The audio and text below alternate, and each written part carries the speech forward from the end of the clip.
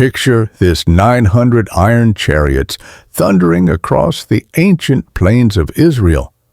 The ground trembles beneath their weight. These aren't just vehicles of war. They're mobile fortresses, each one worth more than a small village, each one seemingly unstoppable.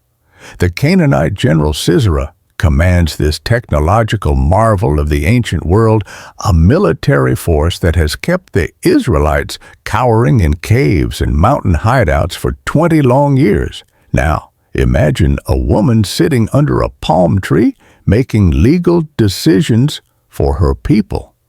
No army, no chariots, no advanced weaponry. Just a prophetess named Deborah, who claims to hear directly from the God of Abraham, Isaac, and Jacob.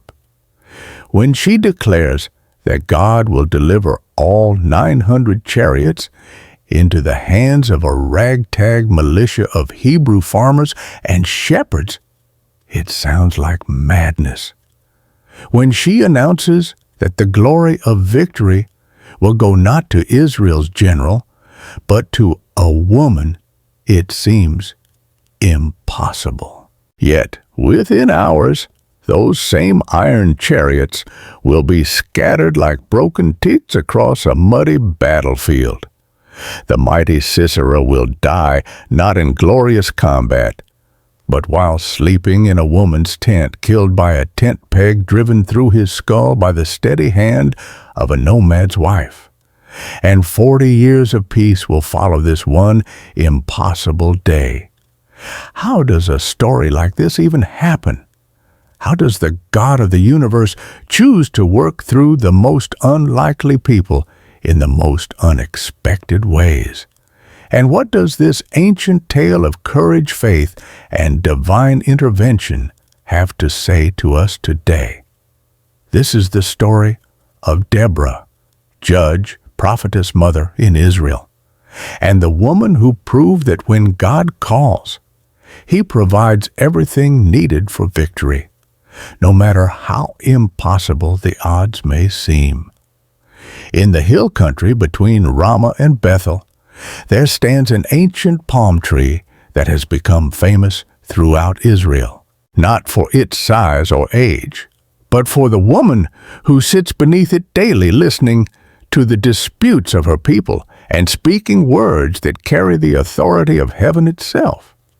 Her name is Deborah, which means bee in Hebrew, a fitting name for someone whose words carry both the sweetness of wisdom and the sting of divine truth. She is a wife married to a man named Lapidoth, whose name means torches or flames. Together, their names paint a picture of illumination in dark times, the industrious bee and the burning flame bringing light and purpose to a nation groping in spiritual darkness. But Deborah's roles extend far beyond the domestic sphere. She is a prophetess, one of only a few women in the Hebrew Bible to hold this exalted position. She stands in the tradition of Miriam, who led the women of Israel in celebration after the crossing of the Red Sea, and anticipates figures like Huldah, who would authenticate the book of the law during King Josiah's Reformation. In a culture where women typically exercised influence through their relationships with powerful men, Deborah's authority comes directly from her relationship with the Almighty.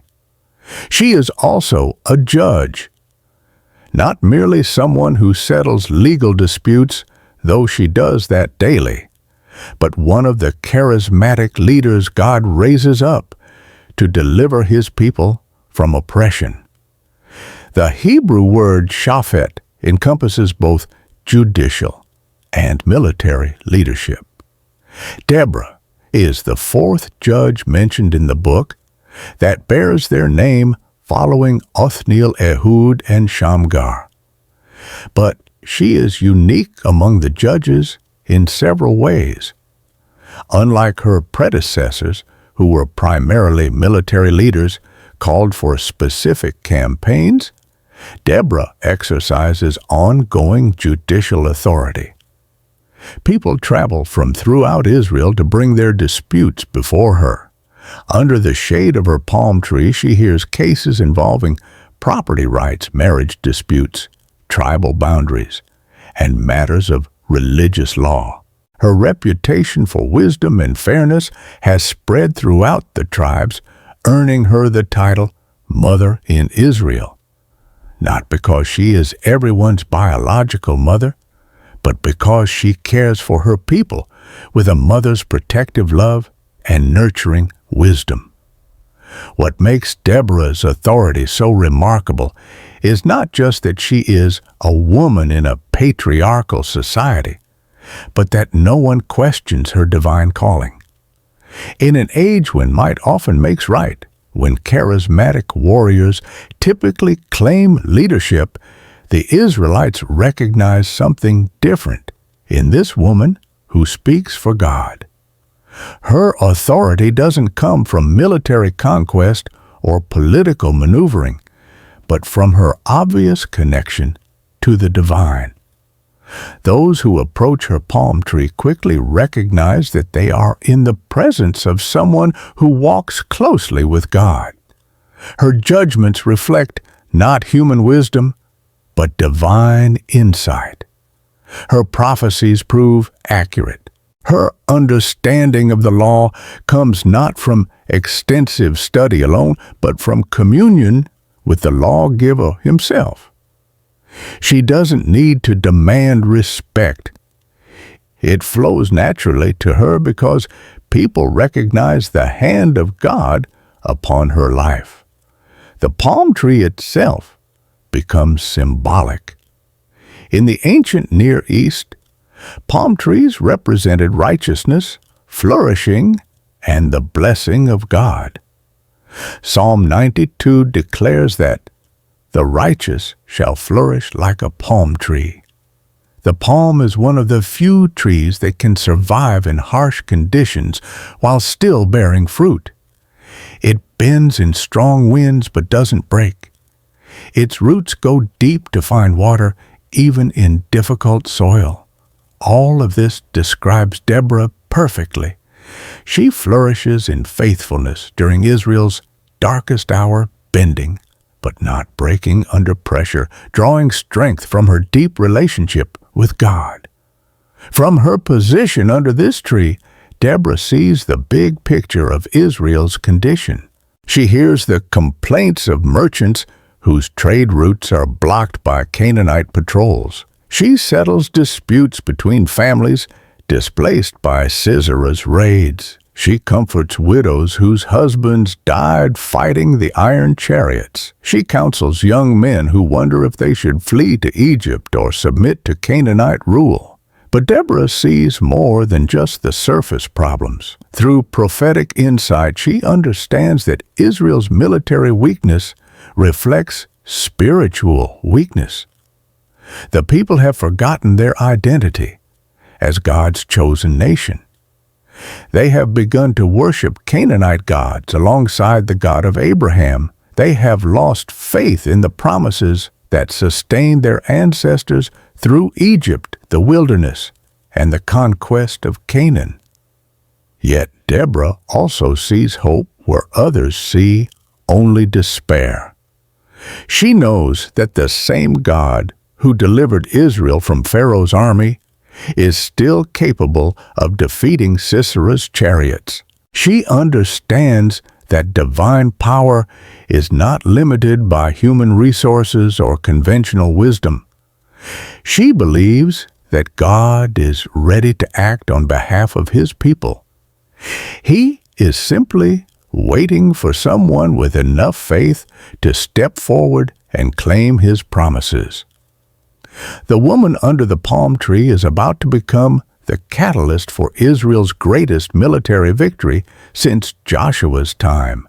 But first, she must find a general willing to trust in God's power rather than military might. The summons comes like a thunderbolt from clear sky Barak, son of Abinoam. is going about his daily business in Kadesh, perhaps tending his flocks or working his fields, when word arrives that the prophetess Deborah requires his immediate presence. The message is not a request but a command carrying the authority of divine revelation.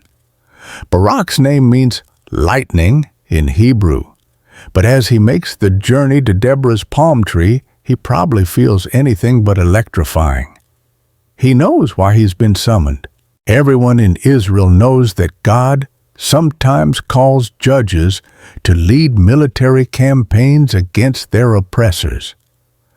The stories of Othniel's victory over the king of Mesopotamia and Ehud's assassination of the Moabite king Eglon are told around every campfire. But those were different times facing different enemies. Sisera's 900 iron chariots represent a technological gap that seems impossible to bridge. No Hebrew army has successfully challenged Canaanite chariot forces in open battle for 2 decades. The few who tried were cut down like wheat before the scythe. Barak has likely witnessed such defeats, perhaps lost friends or family members to Sisera's ruthless efficiency. The thought of leading a Hebrew army against such odds must seem like suicide. Yet when Deborah speaks, her words carry unmistakable divine authority. Has not the Lord, the God of Israel, commanded you? Go take with you 10,000 men of Naphtali and Zebulun, and lead them up to Mount Tabor. I will draw out Sisera, the commander of Jabin's army, to the river Kishon with his chariots and his troops, and I will deliver him into your hands. The prophecy is specific and detailed, not a vague promise of eventual victory, but a precise battle plan with exact numbers, specific locations, and guaranteed results. Deborah speaks as one who has received a detailed briefing from the commander of heaven's armies. She knows where the battle will be fought, how many men Barak will need, and what the outcome will be. But Barak's response reveals the depth of Israel's demoralization. This man, whose name suggests the swift striking power of lightning, hesitates before the divine command. If you go with me, I will go, he tells the prophetess. But if you don't go with me, I won't go. Some commentators have criticized Barak for this apparent lack of faith, but his response is more complex than simple cowardice. First, he recognizes that Deborah's presence represents the presence and authority of God. In an age before written scripture was widely available, the prophet or prophetess served as God's voice to the people. Barak wants assurance that he's not just following his own military ambitions, but truly fulfilling a divine mission. Second, Barak understands the psychological impact of Deborah's participation. For 20 years, the Israelites have been terrorized by Sisera's chariots. They need to see that this campaign is different from previous failed attempts.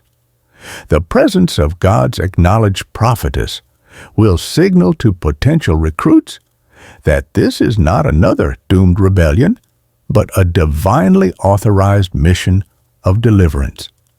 Third, Barak's request reveals wisdom about leadership and accountability. He doesn't want to be solely responsible for leading men to their deaths if he has misunderstood God's will. By requesting Deborah's presence, he's asking for ongoing divine guidance throughout the campaign, not just at the beginning. Deborah's response to Barak's condition is both accommodating and prophetic.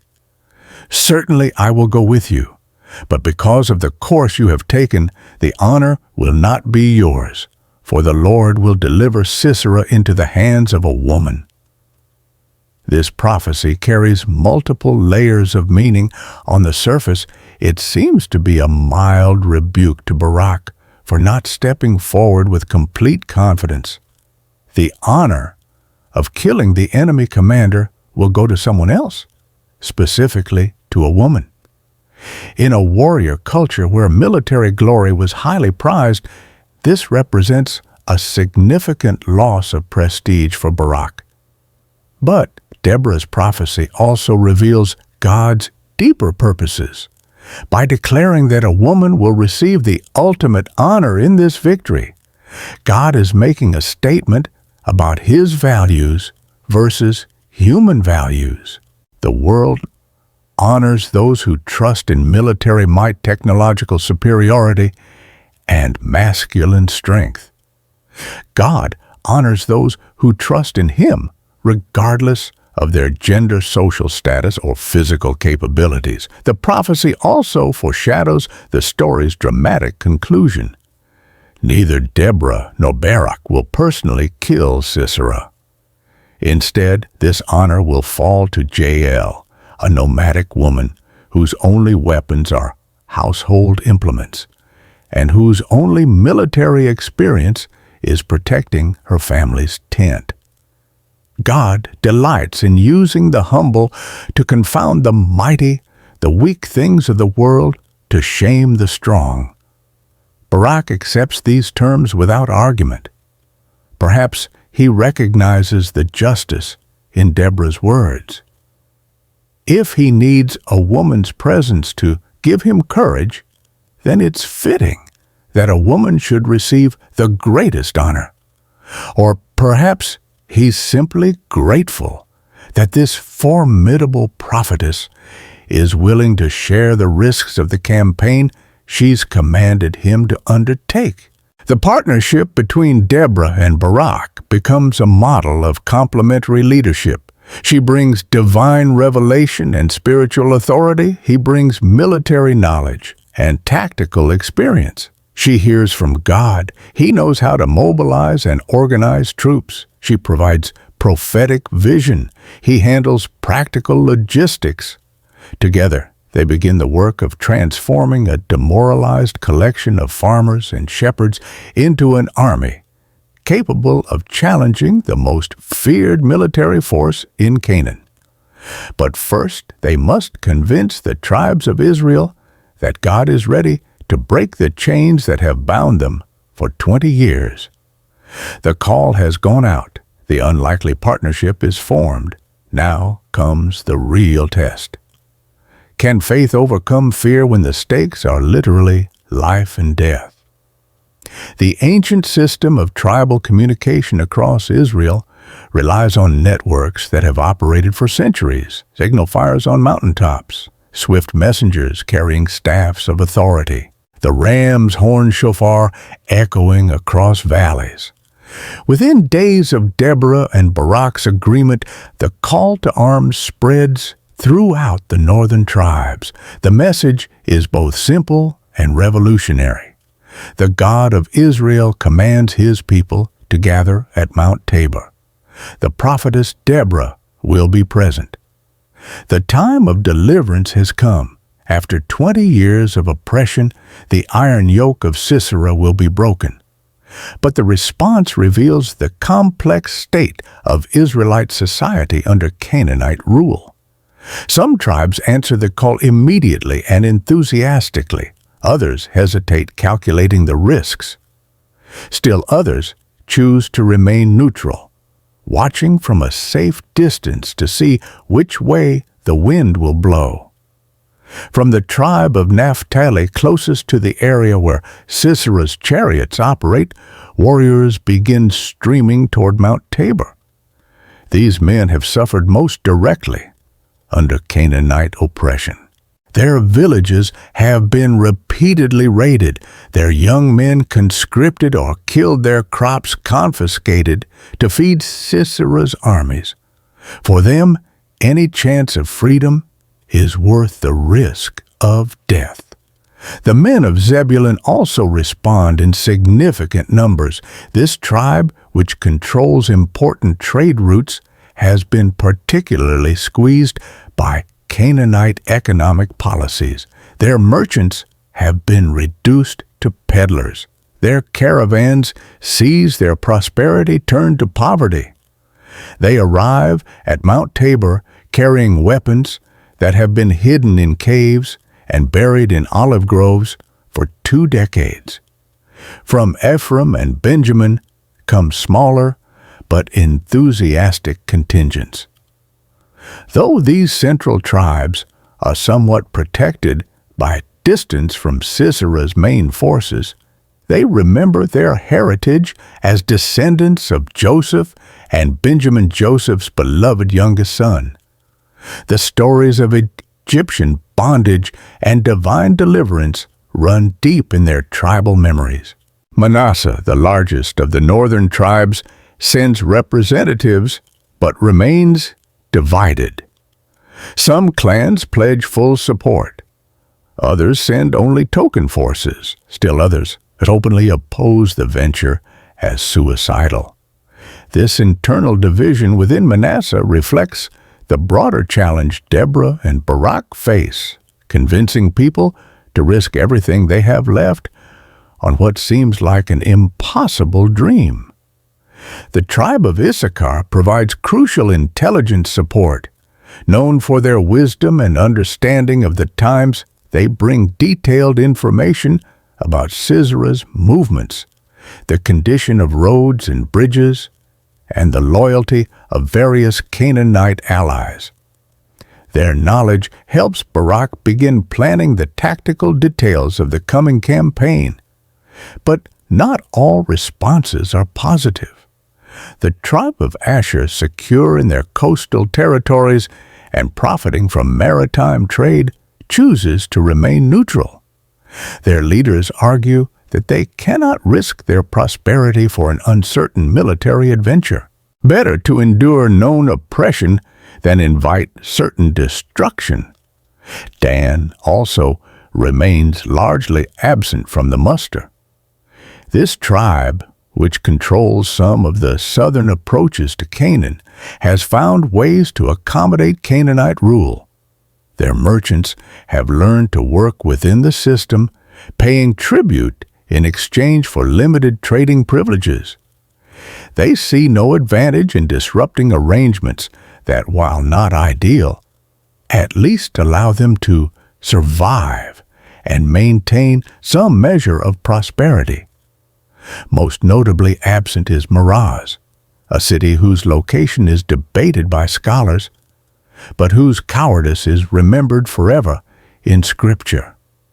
When the moment of decision comes, the people of Meroz choose safety over solidarity with their fellow Israelites. Their refusal to answer the call to arms will be specifically mentioned in Deborah's victory song as an act worthy of divine curse. The gathering at Mount Tabor becomes a microcosm of human responses to divine calling. Some leap forward in faith, ready to risk everything for the promise of freedom. Others calculate costs and benefits, offering partial support while maintaining escape routes. Still others choose the apparent safety of neutrality, forgetting that in spiritual warfare there is no neutral ground. As warriors stream up the slopes of Mount Tabor, they bring more than just weapons and enthusiasm. They carry 20 years of accumulated grievances against their oppressors, stories of brothers killed and sisters violated, memories of crops burned and livestock stolen, dreams of freedom that have been carefully nurtured through 2 decades of darkness. But they also bring deep-seated fears. These are not professional soldiers, but farmers, herders, and craftsmen pressed into military service. Most have never fought in a major battle. None have faced the terror of charging war chariots.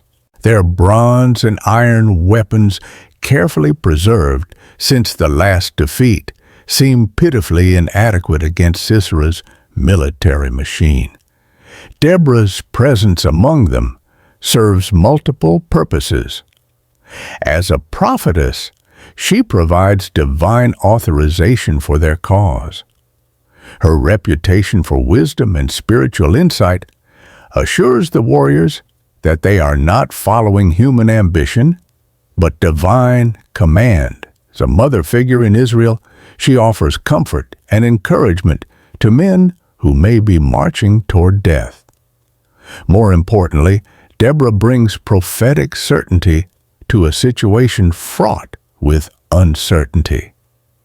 While Barak and his lieutenants worry about tactics, logistics, and odds, she speaks with absolute confidence about the outcome. God has promised victory.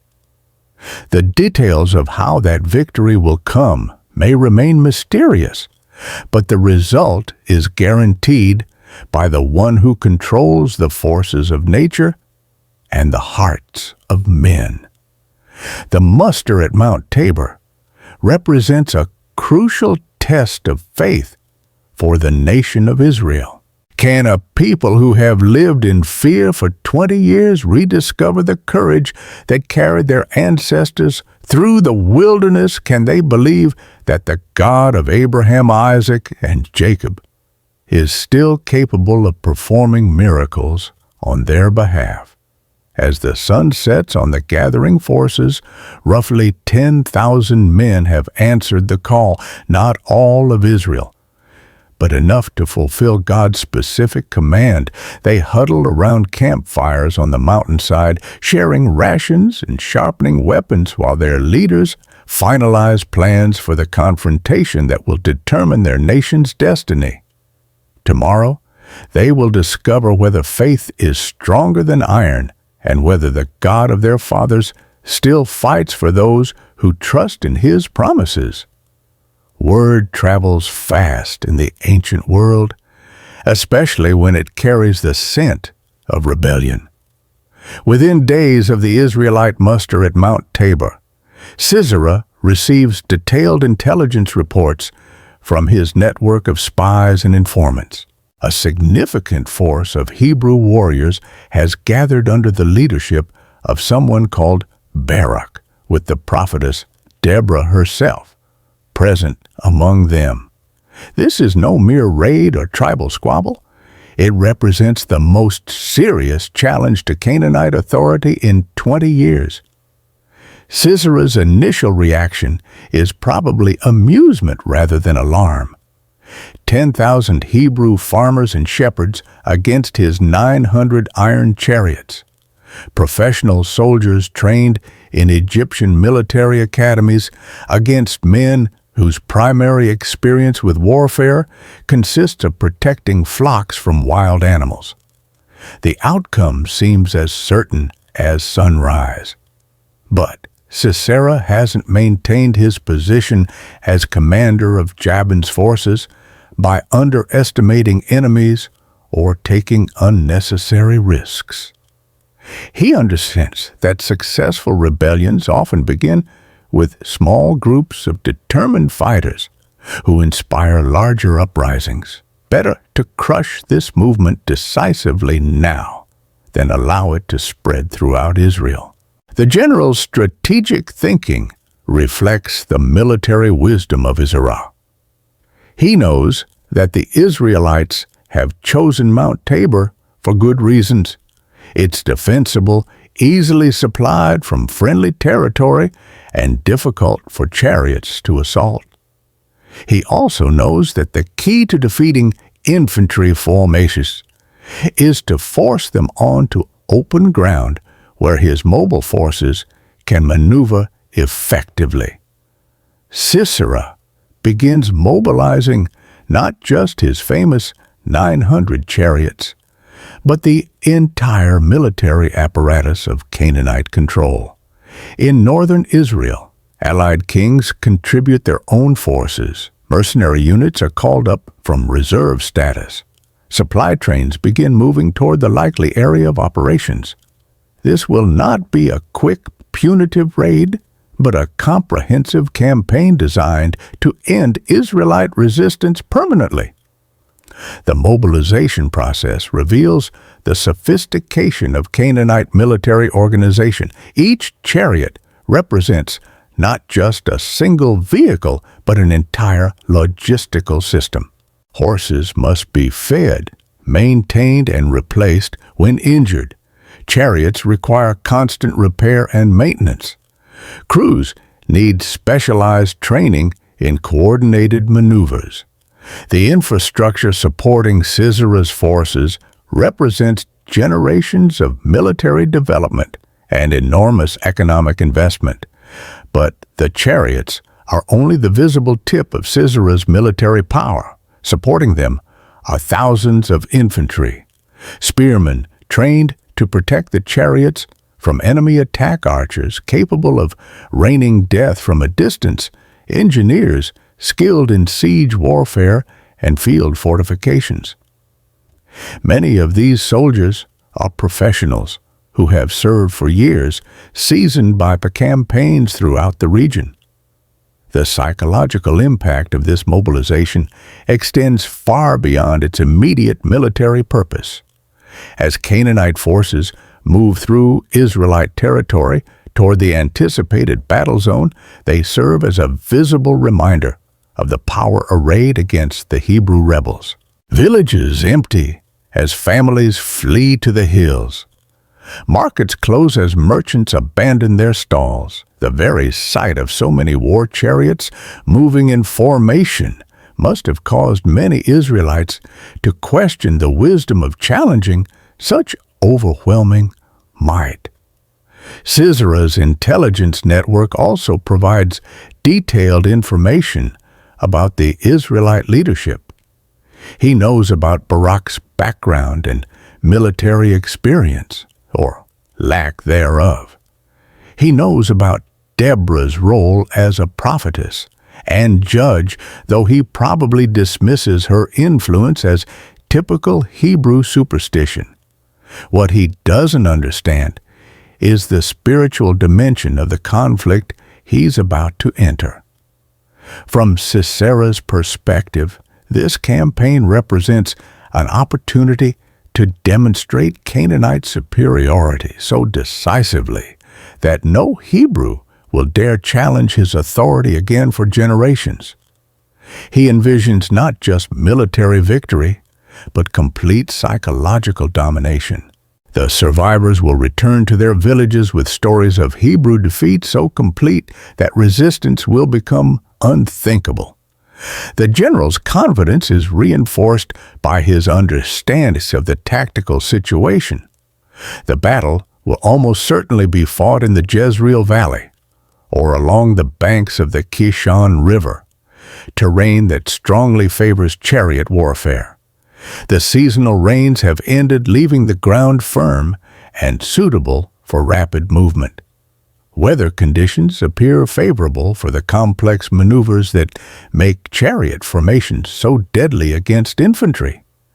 But Sisera's greatest advantage may be psychological rather than military. For 20 years, his forces have represented invincible power in Hebrew minds. Children have grown up fearing the sound of chariot wheels. Adults have learned to submit rather than resist. The mere appearance of his banners on the horizon has been enough to scatter any organized opposition. Yet, as Sisera's forces converge on the valley of Jezreel, subtle signs suggest that this campaign may be different from previous operations. His intelligence reports mention unusual confidence among the Hebrew rebels, as if they possess some secret knowledge or hidden advantage. Some of his subordinates report difficulty obtaining supplies from normally cooperative Israelite communities. A few allied kings express private reservations about the wisdom of such a massive response to what appears to be a relatively small threat.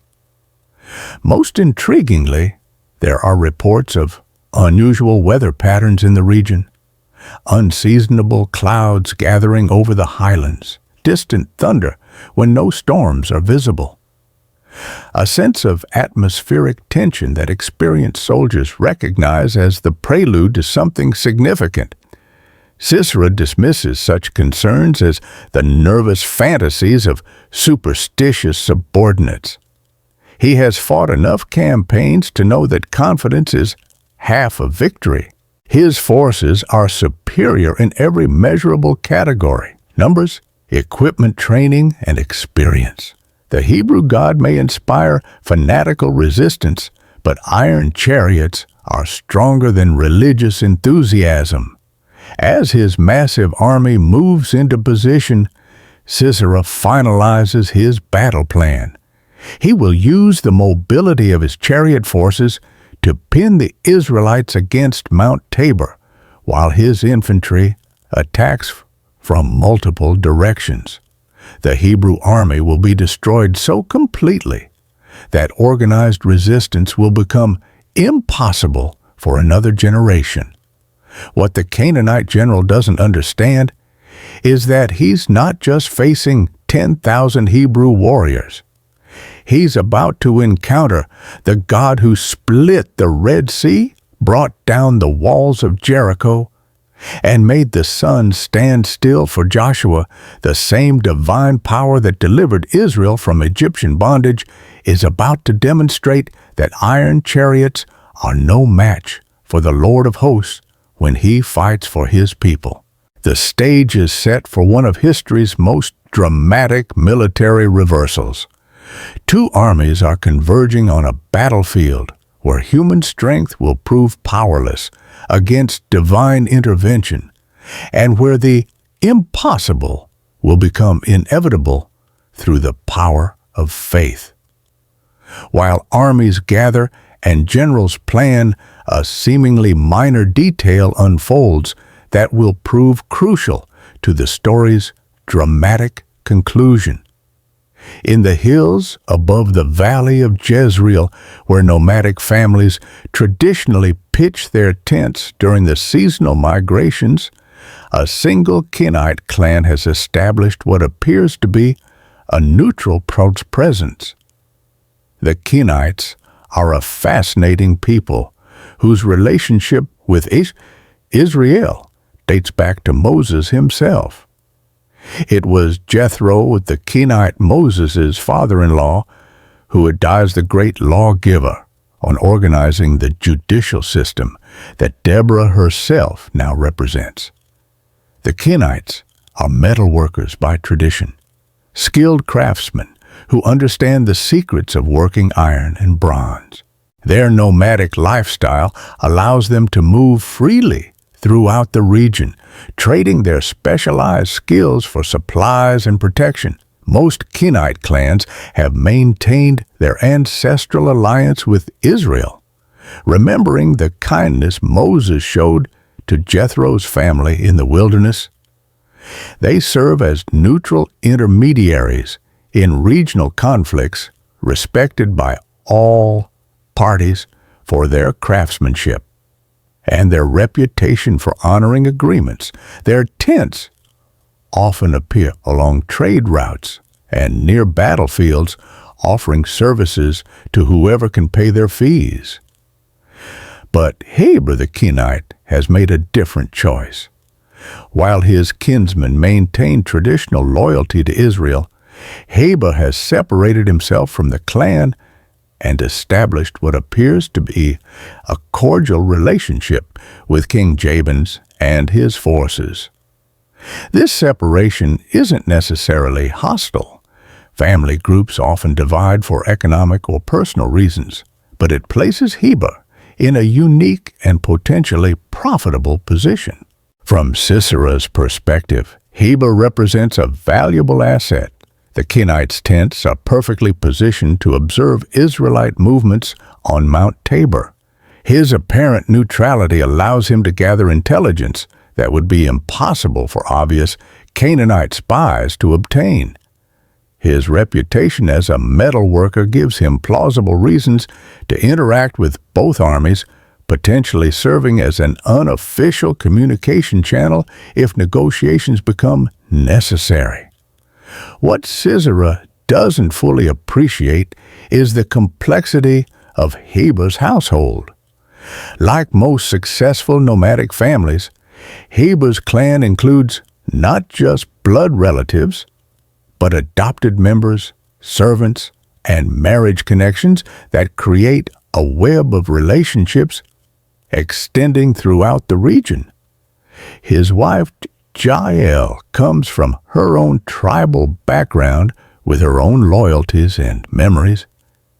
Jael's name means mountain goat in Hebrew, a creature known for its ability to navigate dangerous terrain with sure-footed confidence.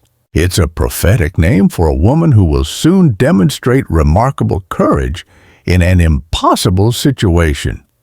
But for now, she appears to be simply another nomadic woman managing her household while her husband pursues his business relationships with the regional powers. The positioning of Heber's tents is strategically perfect, though whether by design or coincidence remains unclear. They sit along one of the main escape routes from the anticipated battlefield, positioned where fleeing soldiers might naturally seek shelter or assistance. Any Canaanite officer familiar with the terrain would know that these tents represent the first potential refuge for someone escaping a battle gone wrong. Heber's apparent cooperation with Canaanite authorities doesn't necessarily represent betrayal of his Israelite connections. Nomadic peoples have always practiced pragmatic diplomacy, maintaining relationships with all regional powers, while committing exclusively to none. In Heber's mind, he may simply be positioning his family to survive regardless of which army proves victorious. But the God of Israel often uses such seemingly neutral situations for his own purposes. What appears to be opportunistic positioning may actually be divine preparation for a crucial moment in his plan. The same providence that placed Moses in Pharaoh's household and Daniel in Nebuchadnezzar's court may be positioning Jael for her moment of destiny. The irony is profound. While Sisera relies on military might and technological superiority, his ultimate fate will be determined by the quiet presence of a woman whose only weapons are the ordinary implements of nomadic life. While Hebrew warriors sharpen their swords and Canaanite soldiers maintain their chariots, the most important preparation for the coming battle may be taking place in a humble tent, where a woman goes about her daily tasks, unaware that history is about to pivot on her actions. Heber's separation from his kinsmen also creates a theological point. The Kenites' traditional loyalty to Israel reflects the blessing that comes from standing with God's people, but Heber's attempt at neutrality, or worse, his accommodation with Israel's oppressors, will ultimately expose his family to divine judgment. His wife will be forced to choose between loyalty to her husband's diplomatic arrangements and loyalty to the God of justice. As both armies move toward their confrontation, the tent of Heber the Kenite sits quietly in the hills, a seemingly insignificant detail in a drama involving thousands of warriors and centuries of conflict. None of the generals planning their strategies could imagine that this humble dwelling will become the setting for the war's most decisive moment. Yet, this is how God often works. Through the overlooked and underestimated, through circumstances that appear accidental, but prove to be essential. The mighty Sisera, confident in his chariots and professional soldiers, has no idea that his destiny rests in the hands of a nomadic woman whose name he doesn't even know. The shadow of Heber's choice hangs over the approaching battle like a cloud pregnant with rain. Before the sun sets on the coming day, that shadow will prove to be the darkness that precedes the dawn of Israel's deliverance. The morning mist clings to Mount Tabor's slopes as 10,000 Hebrew warriors begin their descent toward destiny. After days of preparation, prayer, and final instructions, the moment has come to put divine promises to the test. Deborah's prophecy rings in their ears. Up, for this is the day the Lord has delivered Sisera into your hands. Has not the Lord gone ahead of you? Mount Tabor itself is a significant choice of staging area, though its selection seems to have been divinely inspired rather than the result of human military planning. Rising 843 feet above sea level, this distinctive dome-shaped mountain dominates the eastern end of the Valley of Jezreel. From its summit, commanders can observe the entire battlefield and all the approaches their enemies might use. But the mountain offers more than just tactical advantages. In Israelite consciousness, high places are where heaven and earth meet, where God reveals himself to his people.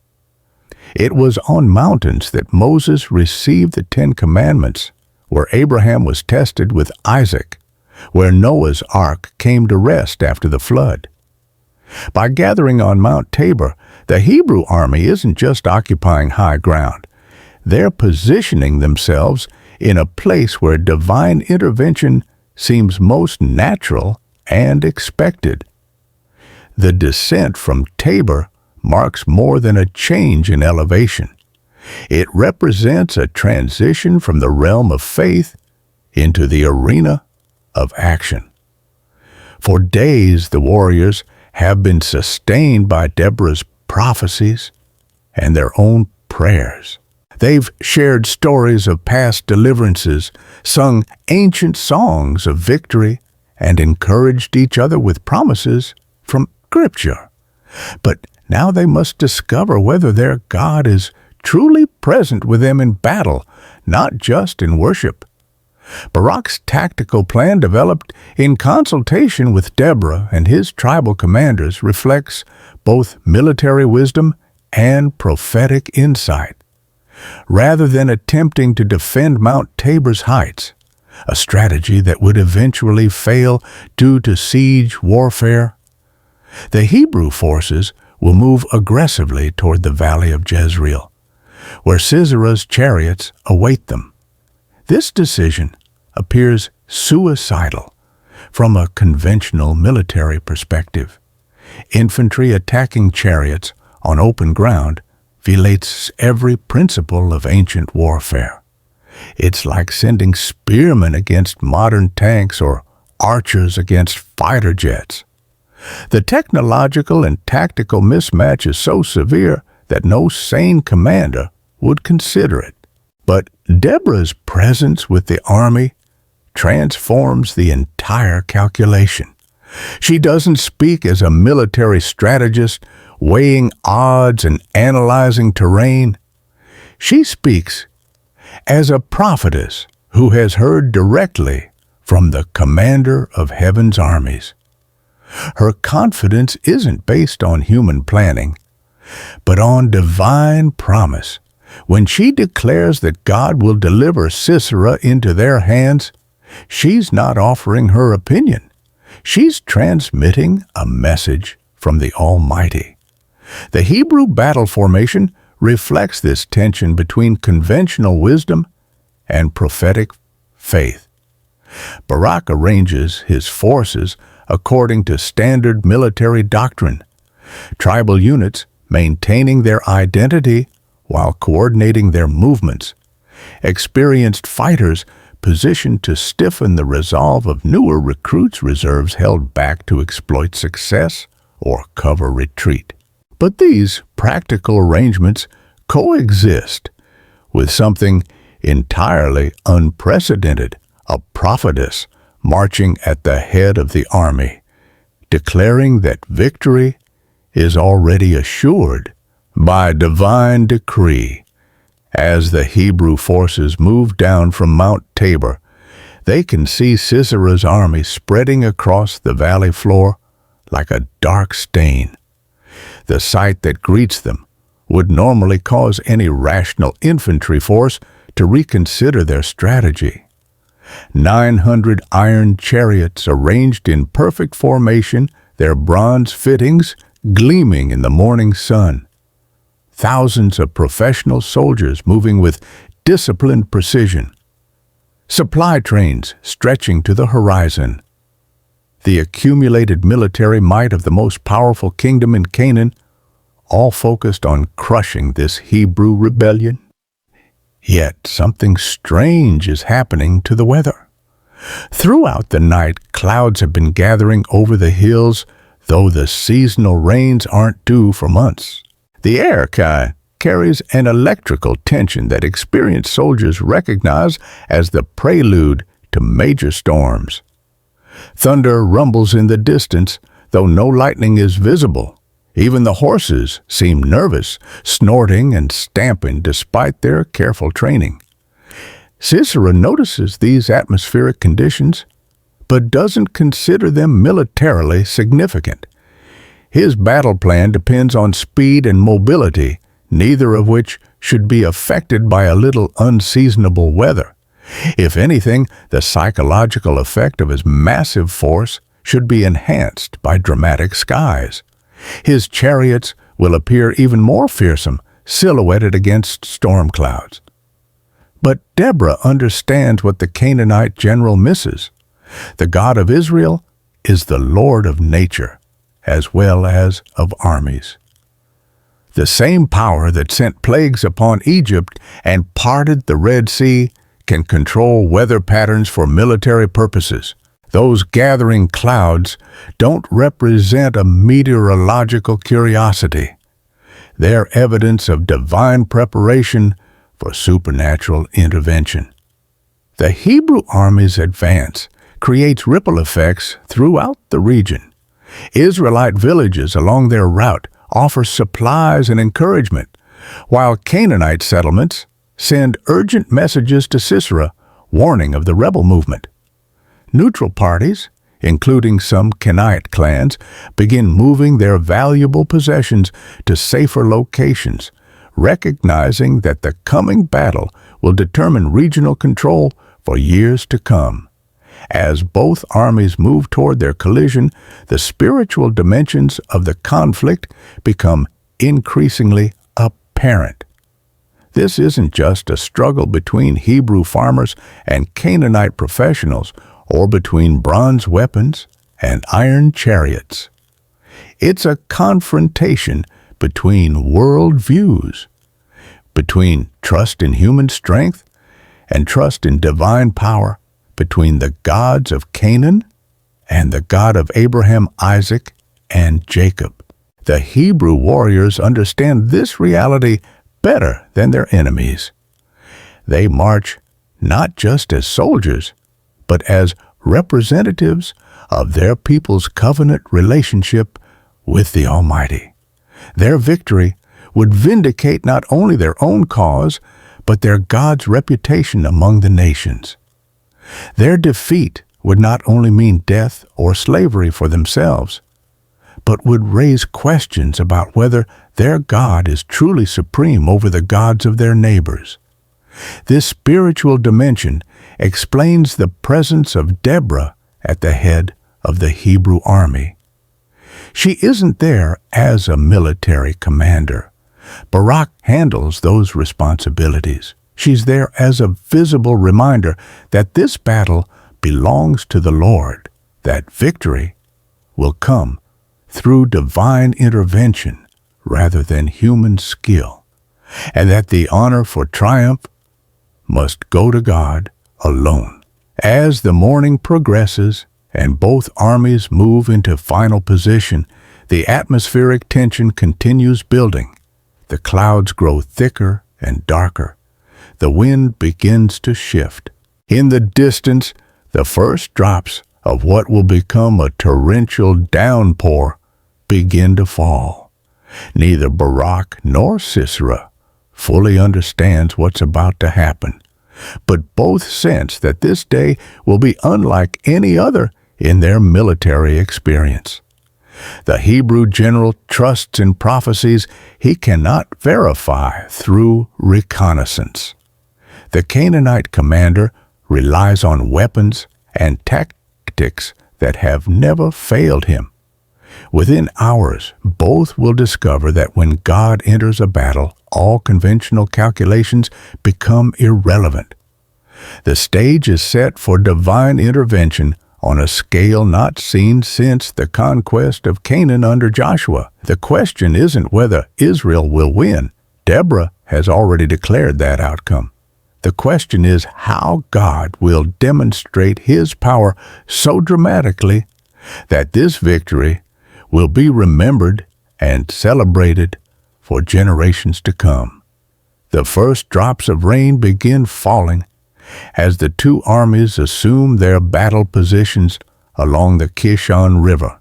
What starts as a gentle patter quickly intensifies into a steady downpour, then escalates into a torrential deluge. Unlike anything the region has experienced during the dry season, within minutes what had been firm ground suitable for chariot warfare transforms into a muddy quagmire that will trap the very weapons Sisera depends upon for victory. From Deborah's position with the Hebrew forces, the sudden storm appears as a direct answer to 20 years of prayer. She watches the rain begin and declares with prophetic certainty, "Go. This is the day the Lord has delivered Sisera into your hands. Has not the Lord gone ahead of you?" Her voice carries absolute conviction because she recognizes the hand of God in what others might dismiss as fortunate weather. But this is no ordinary rainstorm. The intensity and timing suggest supernatural intervention on a scale reminiscent of the plagues that struck Egypt during Moses' time. The Hebrew warriors, already inspired by Deborah's prophecies, see the rain as visible proof that their God is fighting alongside them. Their battle cry rises above the sound of thunder. For the Lord and for Gideon, wait, that's a different battle. Their cry is for the Lord and for Israel. Sisera's initial reaction to the rain is annoyance rather than alarm. Experienced commanders know that weather affects all military operations, often favoring the side better prepared to adapt. His professional soldiers have fought in various conditions. His chariots, while less maneuverable in mud, still possess overwhelming advantages over Hebrew infantry. But this storm escalates beyond anything in Sisera's experience. The rain doesn't just make the ground soft, it turns the entire battlefield into a swamp. The Kishon River, normally a modest stream that poses no obstacle to military movement, begins rising rapidly as runoff pours down from the surrounding hills. What had been a tactical advantage, positioning his forces near the river to prevent Hebrew retreat, suddenly becomes a trap. The iron chariots, Sisera's technological trump card, prove helpless against the supernatural storm. Their wheels sink deep into mud that grips them like concrete. Horses strain against traces that cut into their shoulders, but the vehicles won't budge. Charioteers who had been confident of swift victory find themselves trapped in expensive but useless machines, vulnerable to attack by the very infantry they had expected to slaughter. The tactical situation reverses completely within the first hour of battle. Instead of mobile platforms dominating static formations, the Hebrew warriors find themselves attacking disabled vehicles whose crews cannot maneuver or escape.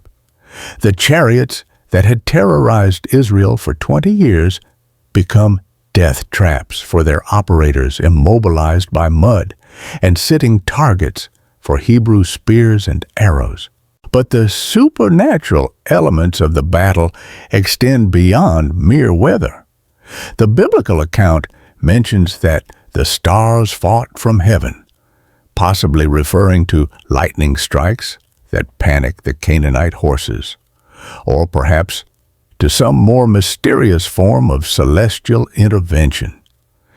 The Canaanite professional soldiers trained to maintain discipline under normal battle conditions find their courage failing as natural laws seem to suspend themselves in favor of their enemies. The Hebrew warriors, meanwhile, discover that faith provides traction where technology fails. Fighting on foot, they move easily across ground that has trapped their enemies' chariots. Their bronze and iron weapons, which had seemed so inadequate against Canaanite military technology, proved perfectly effective against trapped and demoralized opponents. Men who had never won a significant military victory in their lives find themselves systematically destroying the most feared army in the region. Barak's military leadership proves crucial during the actual fighting, while Deborah provides prophetic inspiration and divine authorization. Barak demonstrates that he deserves his reputation as a lightning-swift warrior. He leads from the front, directing the Hebrew assault against the disabled chariot formations while preventing his men from losing discipline in the excitement of unexpected victory. The battle's turning point comes when word spreads through the Canaanite ranks that their chariots are not just temporarily stuck, but completely helpless. Professional soldiers who had joined Sisera's army for pay and plunder begin calculating new odds. Fighting for a losing cause against supernaturally assisted enemies isn't part of any mercenary's job description.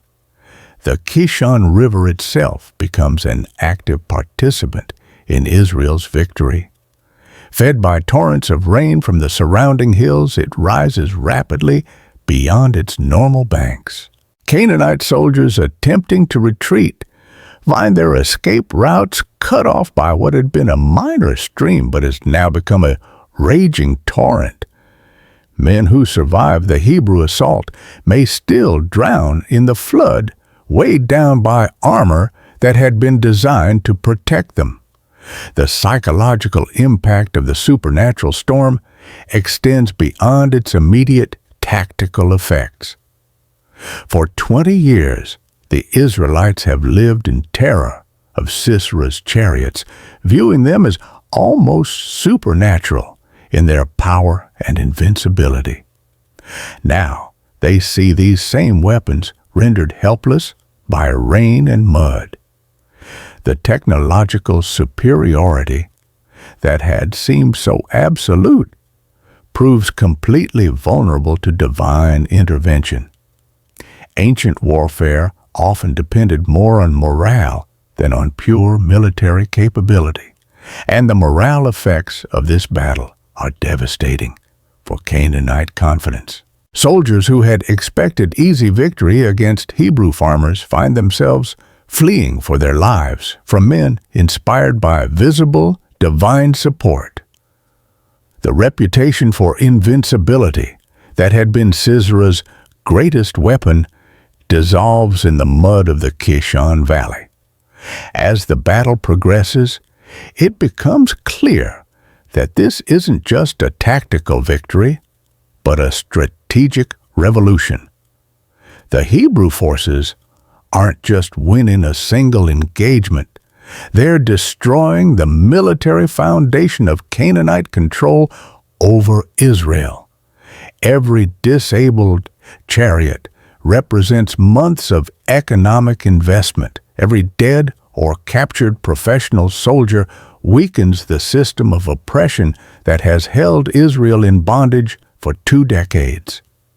Sisera himself, the architect of Hebrew suffering for 20 years, finds his carefully planned battle turning into a nightmare of supernatural proportions. His technological advantages have become liabilities.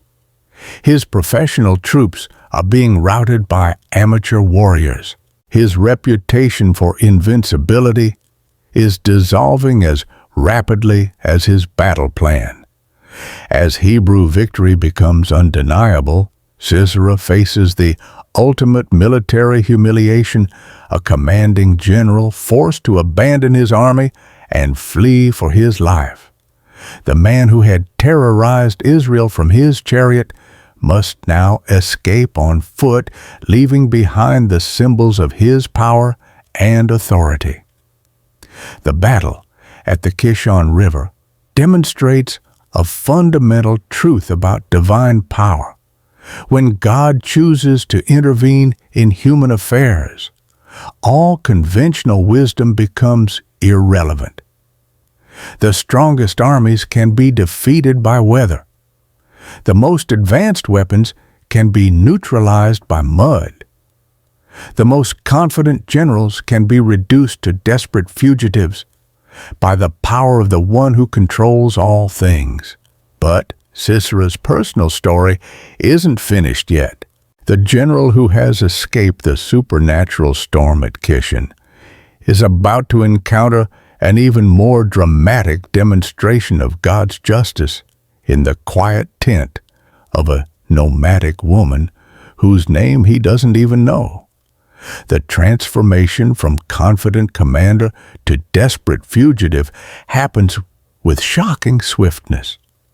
One moment, Sisera stands at the pinnacle of military power, surveying his massive army from the platform of his command chariot. The next moment, he's stumbling through mud and rain, stripped of authority, and running for his life as Hebrew war cries echo behind him. The collapse of Canaanite resistance proves more complete than even Deborah's prophecies had suggested. Once the iron chariots became trapped in the mud, the entire structure of Sisera's military organization crumbled like a tower built on sand. Professional soldiers, seeing their technological advantages neutralized and their pay uncertain, began abandoning their positions. Allied kings, calculating that continued resistance meant certain death, ordered their troops to retreat while escape routes remained open. But for Sisera, retreat isn't merely a military maneuver, it's a race against death itself. As the commanding general responsible for 20 years of Hebrew suffering, he represents the ultimate prize for his enemies. Every Israeli warrior on the battlefield would gladly claim the honor of killing the man who has oppressed their people for 2 decades. Capture means not just death, but public execution designed to symbolize the end of Canaanite dominance. The general's escape route reveals both his desperation and his knowledge of local geography. Rather than following the main roads where Hebrew patrols might intercept him, Sisera chooses difficult terrain that offers concealment but demands physical endurance. He abandons his distinctive armor and weapons, the very symbols of his authority, in favor of common clothing that might help him blend in with the refugees and displaced persons fleeing the battle. The psychological journey from supreme confidence to abject terror unfolds with each step of Sisera's flight. This morning, he commanded respect from kings and tribute from conquered peoples. Now he cowers at every sound, fears every movement in the underbrush, and starts at shadows that might conceal Hebrew pursuers. The man who had inspired fear throughout the region now experiences terror more complete than any he had ever inflicted on others. Physical exhaustion compounds Sisera's psychological trauma. A lifetime spent commanding from chariot platforms hasn't prepared him for sustained running across difficult terrain. The fine foods and comfortable accommodations befitting a general prove poor preparation for the demands of desperate flight. His body, accustomed to the cushioned ride of war chariots, rebels against the punishment of forced march over rough ground. As afternoon shadows lengthen, Sisera realizes that he cannot continue indefinitely without rest and refreshment. His knowledge of regional politics suggests potential sources of aid, allied cities that might harbor him client kings who owe favors to his patron Javan merchants who have profited from his protection of trade routes. But reaching any of these potential sanctuaries requires crossing territory now controlled by victorious Hebrew forces. The irony of Sisera's situation deepens with each mile of his retreat.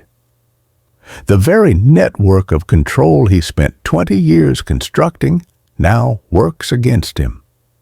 Roads he cleared for the movement of his chariots provide easy routes for Hebrew pursuit. Fortifications he built to suppress Hebrew resistance now serve as obstacles to his own escape. The systematic efficiency with which he oppressed Israel now facilitates the systematic destruction of his own power. Weather conditions that proved so devastating to his army continue plaguing his personal flight. The supernatural storm that neutralized his chariots shows no signs of abating.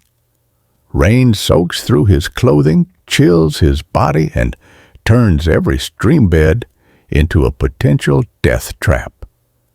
The same divine power that controlled the battle continues manifesting itself in the natural elements that make his escape increasingly difficult. As evening approaches, Sisera's options narrow to a critical decision point. He cannot continue traveling in darkness without risking injury or becoming completely lost. He cannot return to any Canaanite stronghold without crossing Hebrew-controlled territory. He cannot trust his own allies, who may decide that harboring him brings more danger than profit. He needs sanctuary, and he needs it before exhaustion makes further flight impossible. It is at this moment of supreme desperation that Sisera remembers Heber the Kenite. The metal workers' tents positioned strategically along the escape route from the battlefield represent the only neutral ground within reach. Heber's apparent cooperation with Canaanite authorities suggests he might be willing to provide temporary shelter. His nomadic status means he can claim ignorance of regional politics as if questioned by Hebrew patrols. The decision to seek refuge with Heber reveals both Sisera's desperation and his fundamental misunderstanding of divine providence. He calculates political probabilities and personal relationships, but he cannot factor in the sovereignty of the God who controls both the hearts of men and the circumstances of history. What appears to be a reasonable gamble based on past associations is actually the final step in a divine trap that has been 20 years in the making. As Sisera approaches the cluster of black goat hair tents that mark Heber's encampment, he believes he is making a tactical decision that might preserve his life long enough to rebuild his military career. He has no way of knowing that he is walking toward the most famous death in ancient military history, or that the humble tent of a nomadic family will become the stage for divine justice as dramatic as any biblical judgment.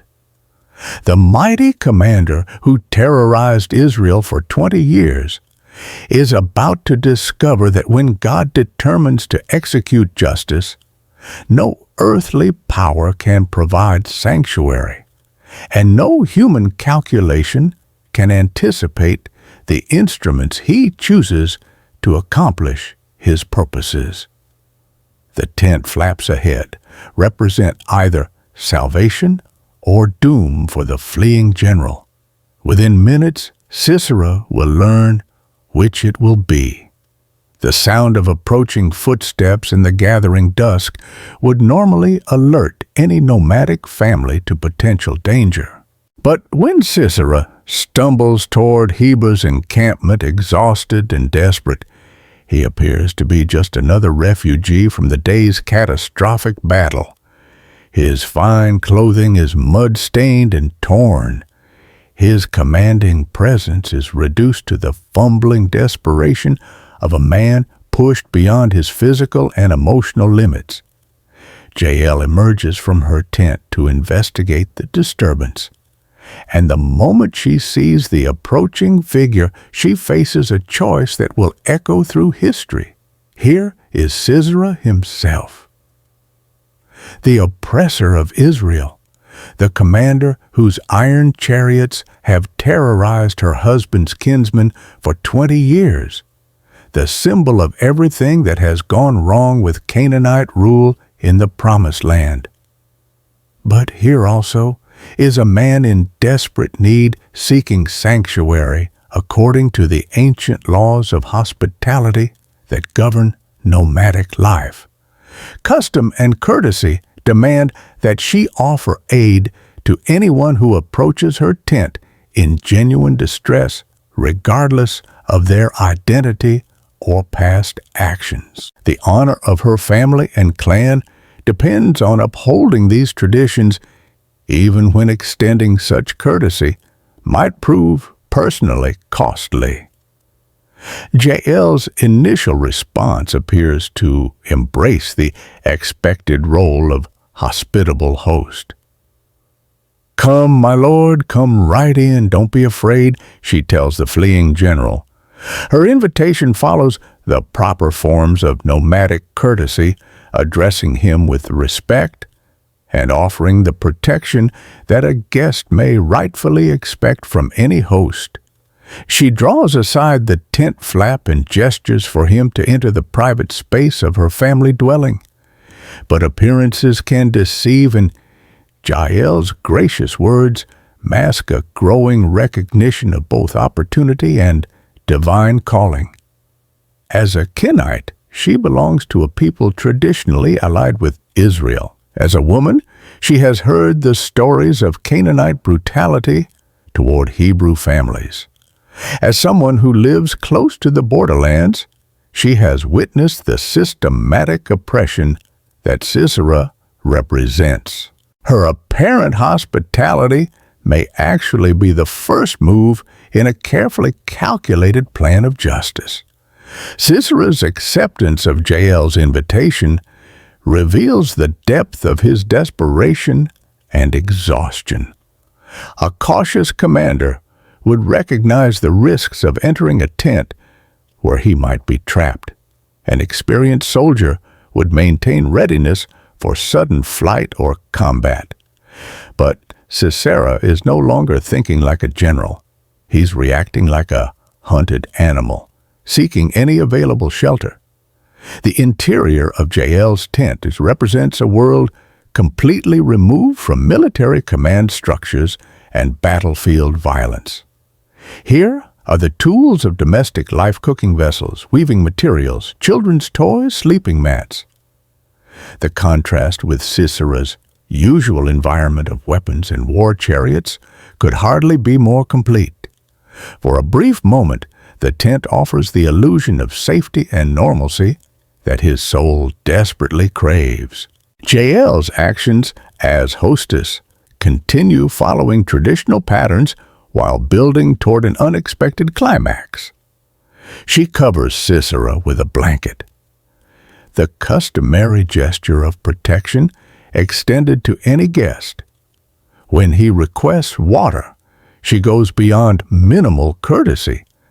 By offering milk instead, a more nourishing and honorific refreshment that signals special respect for her visitor. Every action reinforces the appearance of genuine hospitality. But these same actions also serve tactical purposes. The blanket that provides comfort also restricts Sisera's movement and conceals him from his own observation of his surroundings.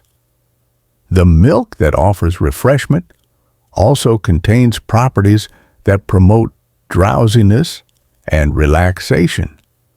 Whether by conscious design or divine inspiration, each gesture of hospitality also advances the conditions necessary for what will follow.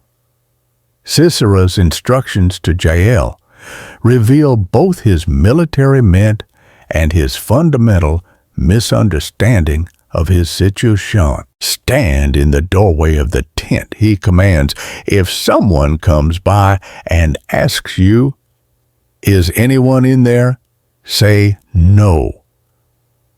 These are the orders of a commander accustomed to being obeyed, directed towards someone he assumes will follow his authority without question.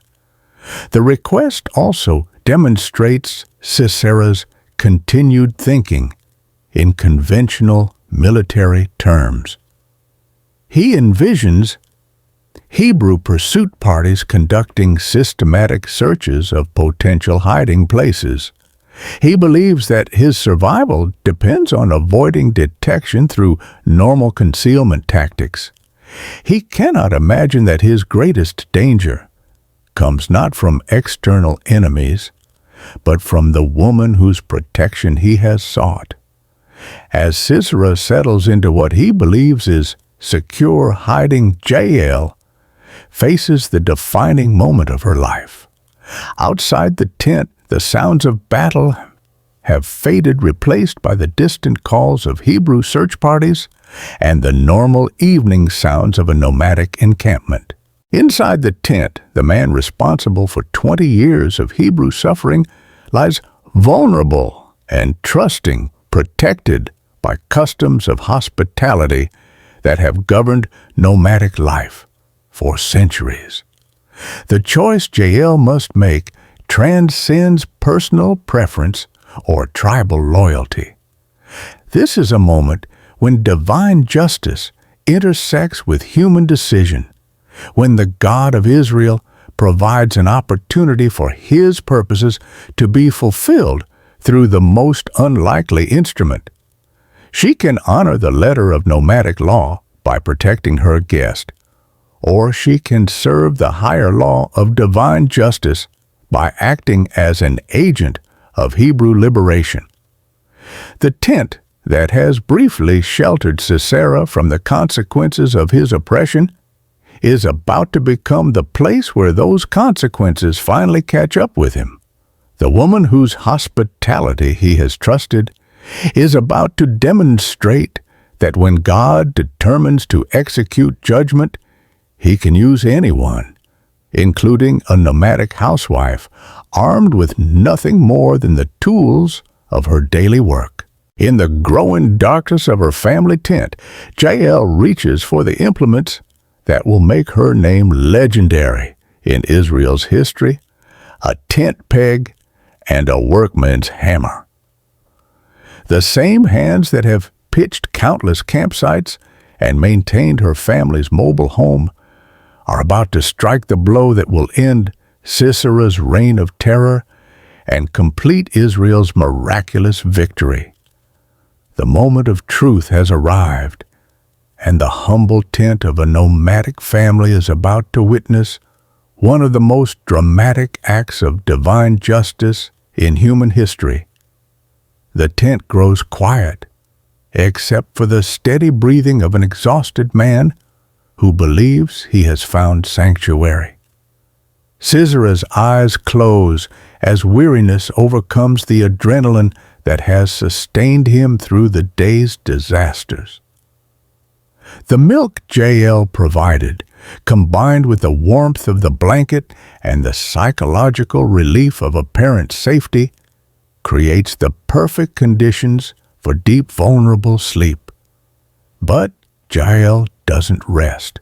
Moving with the silent efficiency of someone accustomed to the routines of nomadic life, she gathers the tools of her deadly purpose, a tent peg and a hammer.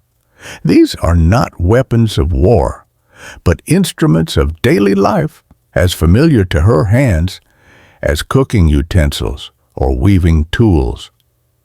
Every nomadic woman knows how to drive tent pegs securely into various types of ground. It's a skill essential for family survival in the harsh realities of mobile life. The symbolism of Jael's chosen implements carries deep theological significance.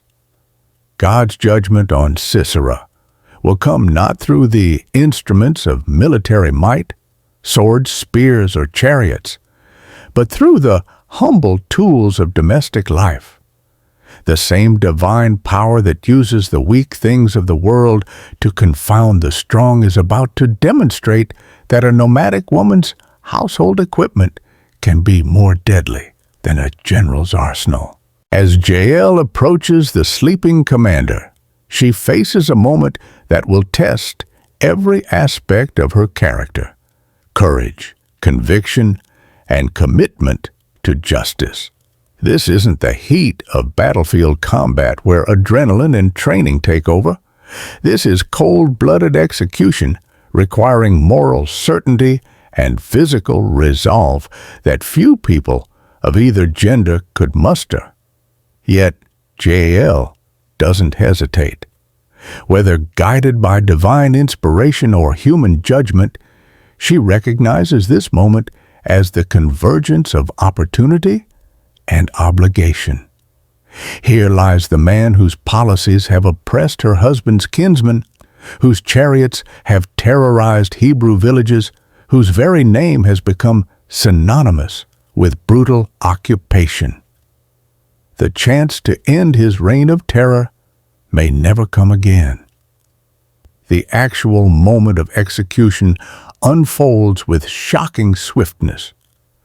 Jael positions the tent peg against Sisera's temple, the most vulnerable spot on the human skull where a precise blow can cause instant death. Her hammer, hardened by years of practical use, becomes an instrument of divine justice as she drives the peg completely through his head and into the ground beneath. The physical details of Sisera's death, while gruesome, serve important narrative purposes.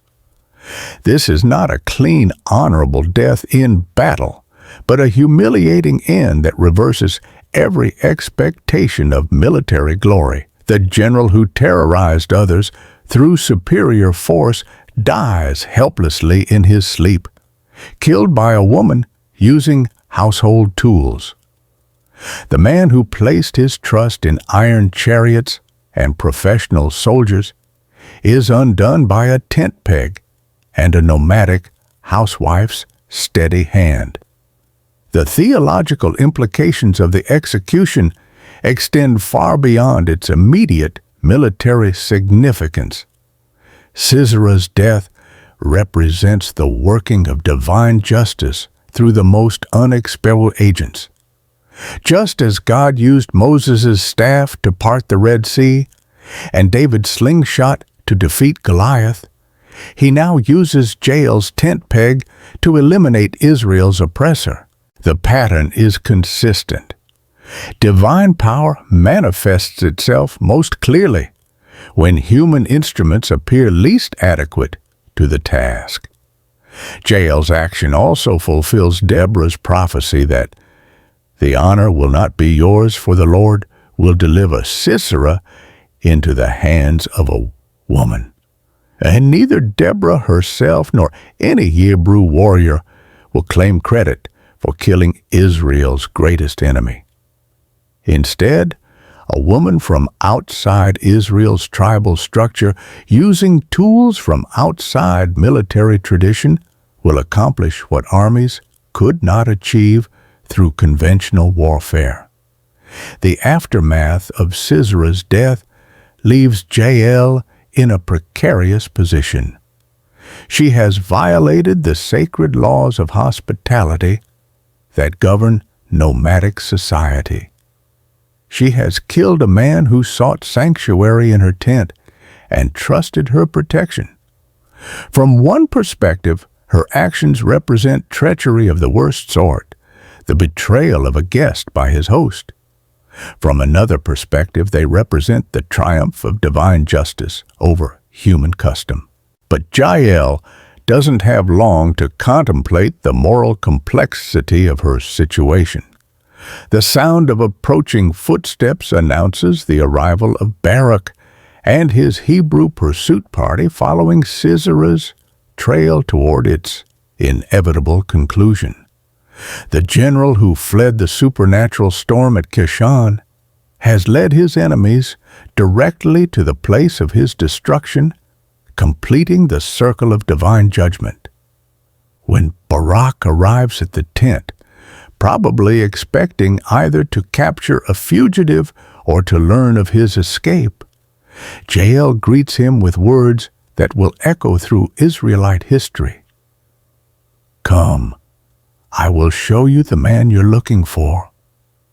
Her tone carries neither shame nor boasting, but the quiet confidence of someone who has served as an instrument of divine purpose.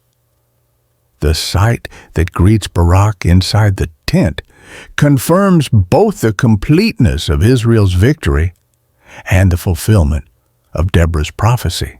Sisera, the mighty commander whose very name had terrorized Hebrew children, lies dead with a tent peg driven through his skull. The man who trusted in iron chariots has been defeated by a wooden peg. The general who commanded thousands of professional soldiers has been killed by a nomadic housewife. For Barak, this moment must bring a complex mixture of emotions. Relief that his dangerous enemy can never again threaten Israel. Gratitude that God's promises have been fulfilled even beyond his hopes. Perhaps a trace of regret that the honor of killing Sisera has gone to someone else, exactly as Deborah predicted. But above all, awe at the mysterious ways divine providence works to accomplish its purposes. Jael's place in Israel's story is now assured. She will be celebrated in Deborah's victory tank as most blessed of women. Her tent peg will be remembered as the instrument that ended 20 years of oppression. Her courage will inspire future generations facing impossible odds. She has demonstrated that when God calls ordinary people to extraordinary acts, He provides both opportunity and ability to fulfill His purposes. The hammer has fallen. The oppressor is dead. The impossible victory is complete. What began with a woman sitting under a palm tree listening for God's voice has ended with another woman in a nomadic tent serving as the instrument of divine justice. The story of Deborah's triumph is also the story of how God uses anyone who will trust Him enough to act when He provides the opportunity. The news of Sisera's death spreads through the region like wildfire, carried by fleeing Canaanite soldiers, opportunistic merchants, and Hebrew messengers, racing to share the incredible tidings with their scattered people. Within hours, every village and city within 100 miles knows that the mighty commander is dead killed by a woman in a tent, while his invincible army was destroyed by supernatural storm and Hebrew courage. The immediate psychological impact proves even more devastating than the military losses. For 20 years, Sisera's reputation for invincibility has been the cornerstone of Canaanite control over northern Israel. His iron chariots were more than weapons. They were symbols of technological superiority and political dominance. His professional army represented order imposed by force over the chaotic tribal loyalties of Hebrew society. But symbols derive their power from perception, and perception can change in a single day. The chariots trapped in Kishon's mud are no longer fearsome instruments of war, but expensive monuments to military folly. The professional soldiers fleeing through the hills are no longer elite warriors, but demoralized refugees. The systematic oppression that seemed so permanent yesterday appears fragile and temporary today.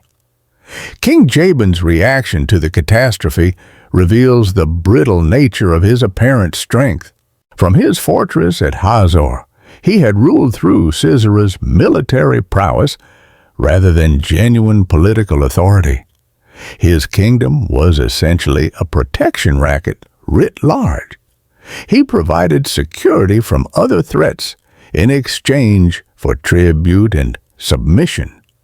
With his military commander dead and his army scattered, the entire foundation of his power crumbles. The allied kings who had contributed forces to Sisera's army face their own crises of confidence and authority. Many had joined the campaign not from loyalty to Jabin, but from fear of Sisera's retaliation if they refused. Others had hoped to share in the plunder from a successful campaign against Hebrew rebels. Now they must calculate whether continued association with Jabin's cause brings more danger than benefit. Within Jabin's own territories, subject peoples begin questioning the wisdom of continued submission. If Hebrew farmers and shepherds could destroy Sisera's professional army with divine assistance, perhaps other oppressed groups could achieve similar victories. The ethnic Israelites living under Canaanite control start organizing resistance movements. Non-Hebrew peoples, crushed by Jabin's taxation and military conscription, begin withholding cooperation from his administrative system. The economic implications of the military disaster compound the political crisis. Jabin's kingdom had been built on controlling trade routes through northern Israel. Sisera's chariots had enforced tribute collection from merchant caravans, protected allied cities from raiders, and maintained the infrastructure of commerce that generated royal revenues.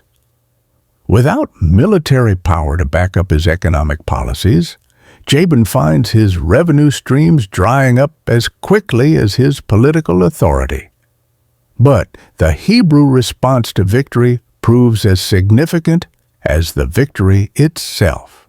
Rather than celebrating and then returning to their previous patterns of complacency, the Israelites recognize this triumph as the beginning rather than the end of their liberation struggle. Deborah's prophetic leadership continues guiding them toward the systematic dismantling of Canaanite control throughout the region. The military campaign that follows Sisera's defeat demonstrates the transformation of Hebrew confidence and capability. The same men who had cowered before iron chariots now march boldly against Canaanite strongholds. The same tribal militias that had seemed hopelessly outmatched against professional armies now coordinate sophisticated siege operations. Victory at Kishon has proved that divine assistance makes conventional military calculations irrelevant. Hazor itself, Jabin's capital city, becomes the focal point of Hebrew strategy. This ancient fortress, one of the most powerful cities in Canaan, had seemed impregnable, while Sisera's mobile forces controlled the surrounding territory. But without external military support, even the strongest walls become prisons for their defenders rather than protection against their enemies. The siege of Hazor unfolds with the systematic patience of a people who now understand that God fights for them. Hebrew forces don't attempt costly frontal assaults against prepared fortifications. Instead, they isolate the city, cut off its supply lines, and wait for internal pressures to accomplish what external attack might not achieve. The same divine power that controlled weather at Kishon can surely control human hearts at Hazor, inside the besieged city. Jabin faces the psychological disintegration of his remaining supporters. Merchants who had profited from his trade policies begin negotiating secret agreements with Hebrew leaders. Military commanders who had served Sisera start calculating their own survival chances. Even religious leaders who had supported Canaanite rule as divinely ordained begin questioning whether the Hebrew God might actually be supreme over the gods of Canaan. The end, when it comes, proves anticlimactic compared to the dramatic supernatural intervention at Kishon. Jabin's kingdom doesn't fall in a single glorious battle, but dissolves gradually as support erodes and alternatives disappear. Cities surrender without siege, armies disband without fighting, trade agreements transfer from Canaanite to Hebrew control. The apparatus of oppression that had seemed so permanent and powerful simply melts away like snow in spring sunshine. Jabin himself meets an end that reflects the collapse of his entire system. Some accounts suggest he dies fighting a hopeless last stand against Hebrew forces. Others indicate he flees into exile, abandoned by former allies who no longer find association with him profitable or safe. Either way, his death marks not just the end of an individual ruler, but the conclusion of an entire era of Canaanite dominance over Israel. The destruction of Jabin's kingdom creates a power vacuum that Hebrew leadership must quickly fill. This transition from resistance movement to governing authority tests Deborah's wisdom as much as the military campaign tested her faith. Liberation from oppression is only the beginning. Building just and stable institutions to replace tyrannical ones requires different skills and sustained commitment. Under Deborah's continued guidance, the Hebrew tribes develop administrative systems that balance tribal autonomy with national coordination. Trade policies that had enriched Canaanite elites while impoverishing Hebrew farmers are restructured to promote broader prosperity. Military organization shifts from professional armies serving royal interests to citizen militias defending community values. The religious implications of victory prove as significant as the political and economic changes. The destruction of Sisera's army and Jabin's kingdom validates Hebrew monotheism in ways that purely theological arguments could never achieve. The gods of Canaan supposedly manifest in iron chariots, and professional armies have been decisively defeated by the God of Abraham, Isaac, and Jacob.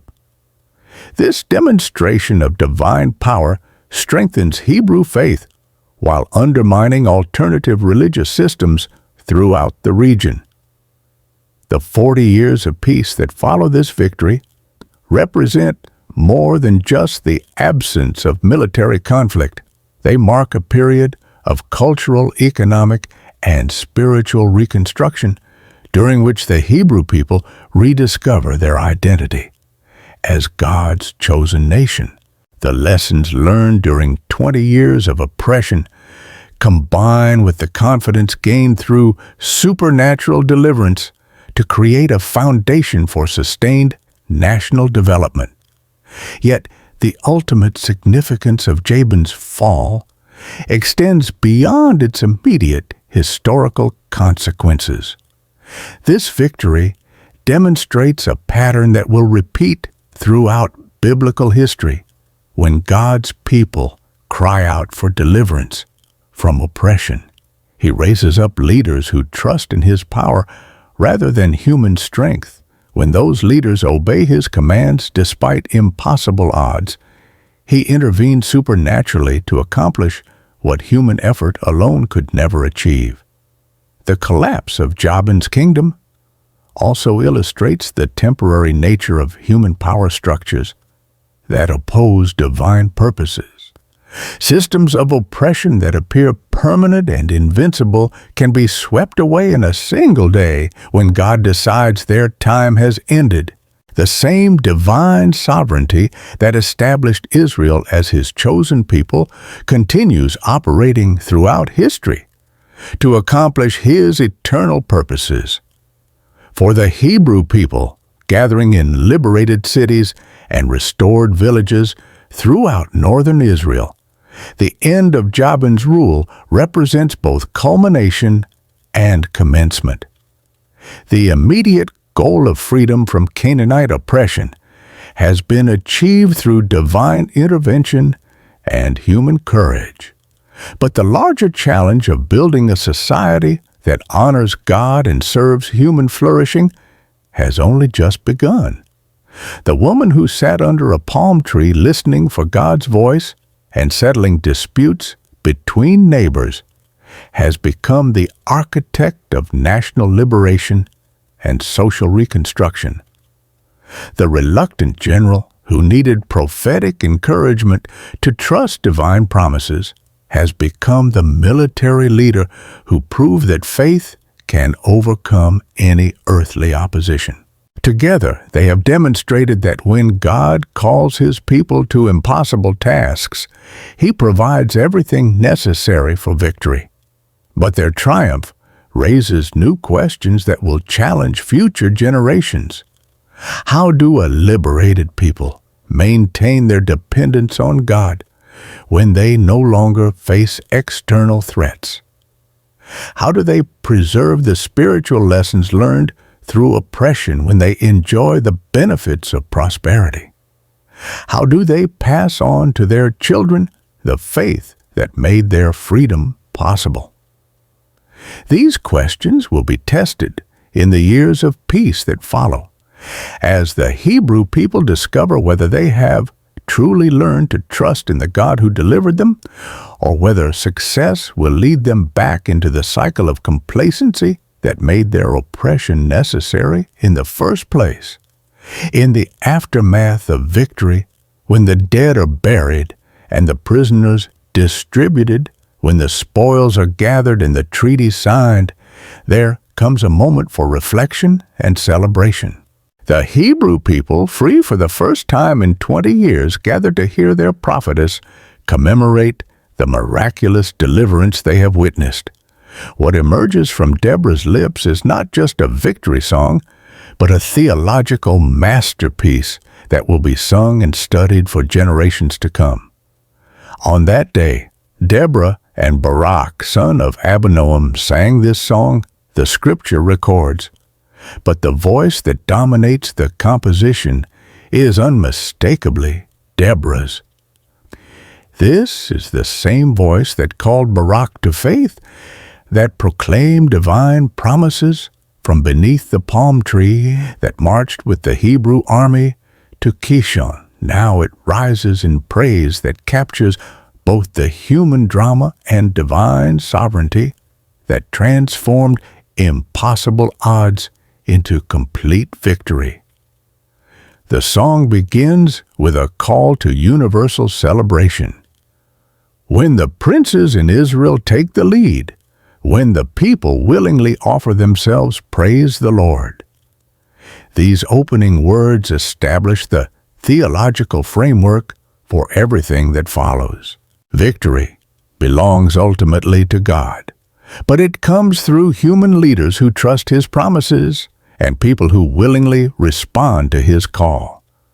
The relationship between divine sovereignty and human responsibility forms the foundation of Hebrew understanding about how God works in history. The cosmic scope of Deborah's vision becomes clear in her description of divine intervention. Lord, when you went out from Seir, when you marched from the land of Edom, the earth shook the heavens, poured the clouds, poured down water.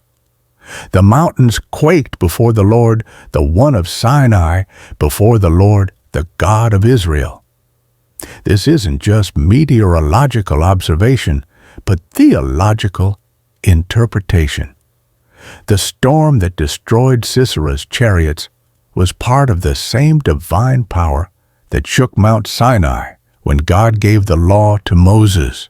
The song's historical perspective reveals Deborah's understanding of Israel's recurring pattern of spiritual decline and divine deliverance.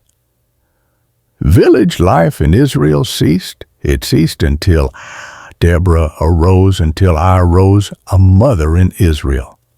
God chose new leaders when war came to the city gates, but not a shield or spear was seen among 40,000 in Israel. The prophetess understands that military weakness reflected spiritual weakness, that external oppression resulted from internal apostasy. But Deborah's song doesn't focus primarily on past failures. Instead, it celebrates present faithfulness and divine response. My heart is with Israel's princes, with the willing volunteers among the people. Praise the Lord, you who ride on white donkeys, sitting on your saddle blankets, and you who walk along the road. Consider the voice of the singers at the watering places. They recite the victories of the Lord, the victories of His villages in Israel. The detailed description of tribal responses to the call to arms reveals both Deborah's political wisdom and her prophetic insight into human character. Some tribes receive praise for their enthusiastic participation. From Ephraim, whose roots were in Amalek. Benjamin was with the people who followed you. From Mecca, captains came down from Zebulun, those who bear a commander's staff. Others face criticism for their cautious neutrality. In the districts of Reuben, there was much searching of heart. Why did you stay among the sheep pens to hear the whistling for the flocks? In the districts of Reuben, there was much searching of heart. The song's treatment of those who refuse to participate becomes particularly pointed when addressing Meroz. Curse Meroz, said the angel of the Lord. Curse its people bitterly, because they did not come to help the Lord against the mighty. This divine curse on a community that chose safety over solidarity demonstrate that in spiritual warfare there is no neutral ground. Those who refuse to stand with God's people stand against them regardless of their stated intentions. But the song's most famous passage celebrates Jael's climactic role in completing God's victory. Most blessed of women, be Jael the wife of Heber the Kenite. Most blessed of tent-dwelling women. He asked for water, and she gave him milk. In a bowl fit for nobles, she brought him curdled milk. Her hand reached for the tent peg, her right hand for the workman's hammer.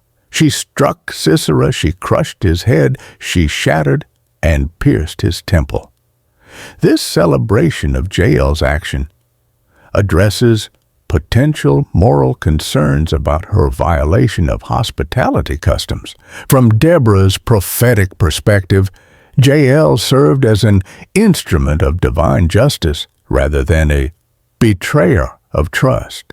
When God determines to execute judgment on oppressors, He can use anyone, including nomadic women armed with household implements, to accomplish His purposes. The same divine sovereignty that sent supernatural storms can guide human hands to strike decisive blows.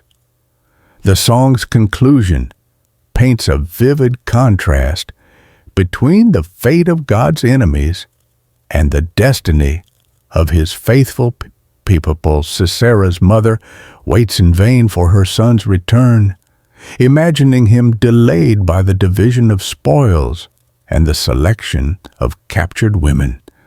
But her expectations will never be fulfilled because her son lies dead with a tent peg through his skull, victim of the God who defends the oppressed and judges the oppressor. So, may all your enemies perish, Lord, but may all who love you be like the sun when it rises in its strength. These closing words capture the ultimate hope that drives Hebrew resistance to oppression and faithfulness to divine calling. God's enemies, no matter how powerful they appear, will ultimately face divine judgment.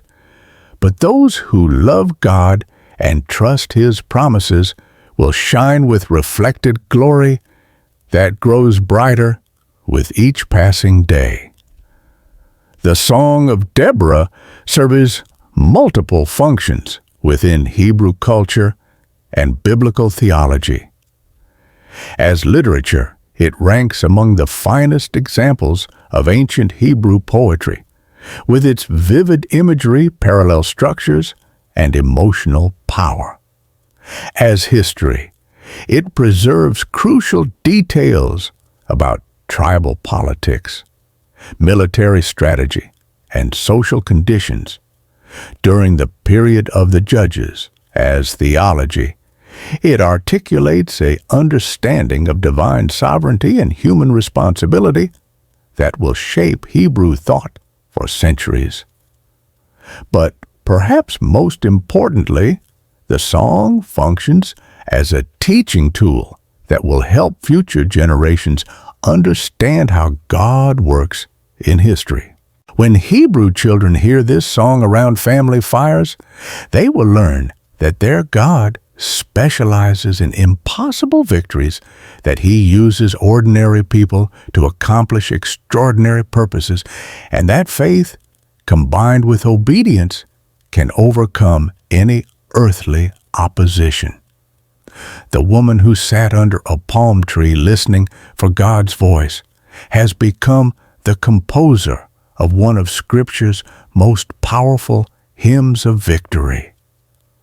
Her words will outlive the kingdoms that opposed her people, outlast the armies that terrorized her nation, and continue inspiring faith long after the chariots of Sisera have rusted into dust. In celebrating God's triumph over Israel's enemies, Deborah has created a template for understanding divine victory that will encourage countless future generations facing their own impossible odds. Her song reminds all who hear it that when God fights for His people, no enemy is too strong, no weapon too advanced, and no situation too hopeless for complete and glorious victory.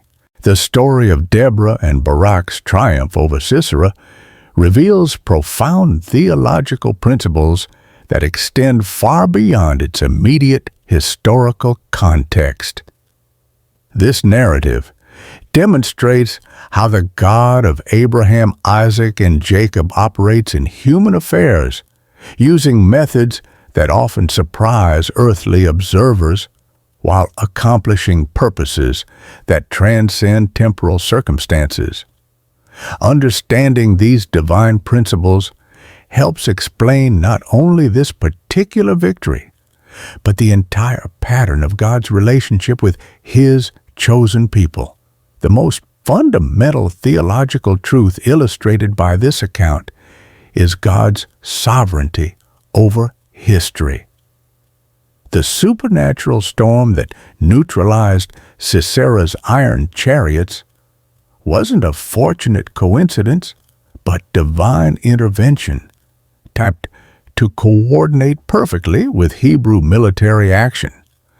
The positioning of Jael's tent along Sisera's escape route wasn't accidental, but providential preparation for the completion of divine justice. Every element of Israel's victory reflects the working of a God who controls both natural forces and human circumstances to accomplish His purposes. Yet, God's sovereignty doesn't eliminate human responsibility or reduce people to passive instruments. Deborah must still hear and proclaim divine revelation. Barak must still organize and lead Hebrew forces into battle. Jael must still choose to act decisively when opportunity presents itself. The Hebrew warriors must still fight courageously, despite overwhelming odds. Divine victory comes through human obedience, not instead of it. This partnership between divine power and human faith reveals God's preferred method of operation throughout biblical history. He rarely acts unilaterally to accomplish His purposes, choosing instead to work through people who trust His promises enough to take action despite impossible circumstances. Moses must still raise his staff for the Red Sea to part. Joshua must still march around Jericho for the walls to fall. David must still face Goliath with his slingshot. And Deborah must still call Israel to battle for God to demonstrate His power over Canaanite oppression. The story also illustrates God's practice of using unexpected instruments to accomplish His purposes. The liberation of Israel comes not through professional military commanders, but through a female prophet and judge. The death of Israel's greatest enemy comes not through Hebrew warriors, but through a nomadic woman using household tools. This pattern reflects a divine preference for demonstrating that victory belongs to God, rather than to human strength or conventional wisdom. God's choice of Deborah as Israel's deliverer carries particular theological significance.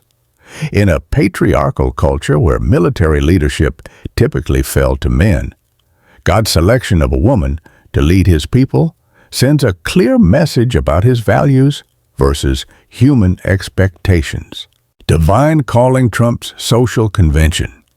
Spiritual authority supersedes cultural limitations. God's purposes aren't constrained by human traditions about appropriate roles for different groups of people.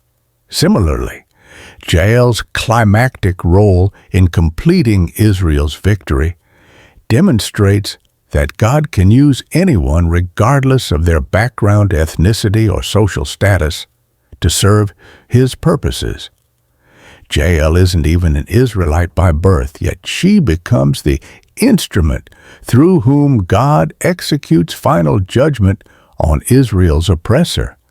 This foreshadows the New Testament revelation that God's salvation extends beyond ethnic boundaries to include all who trust in His promises. The supernatural elements of the victory, the precisely timed storm, the muddy conditions that neutralized iron chariots, the flooding of the Kishon River reveal God's dominion over natural forces. The same divine power that created the universe continues operating within creation to accomplish His purposes. Natural laws serve divine purposes rather than constraining them. Weather patterns, river flows, and soil conditions all respond to the will of the one who established them in the first place.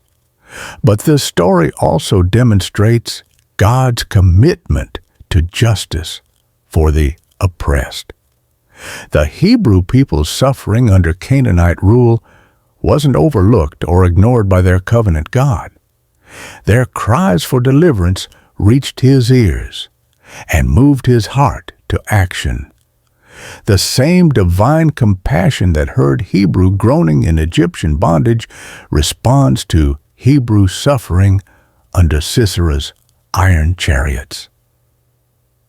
God's character includes both absolute power and perfect justice, making Him both capable of delivering His people and motivated to do so.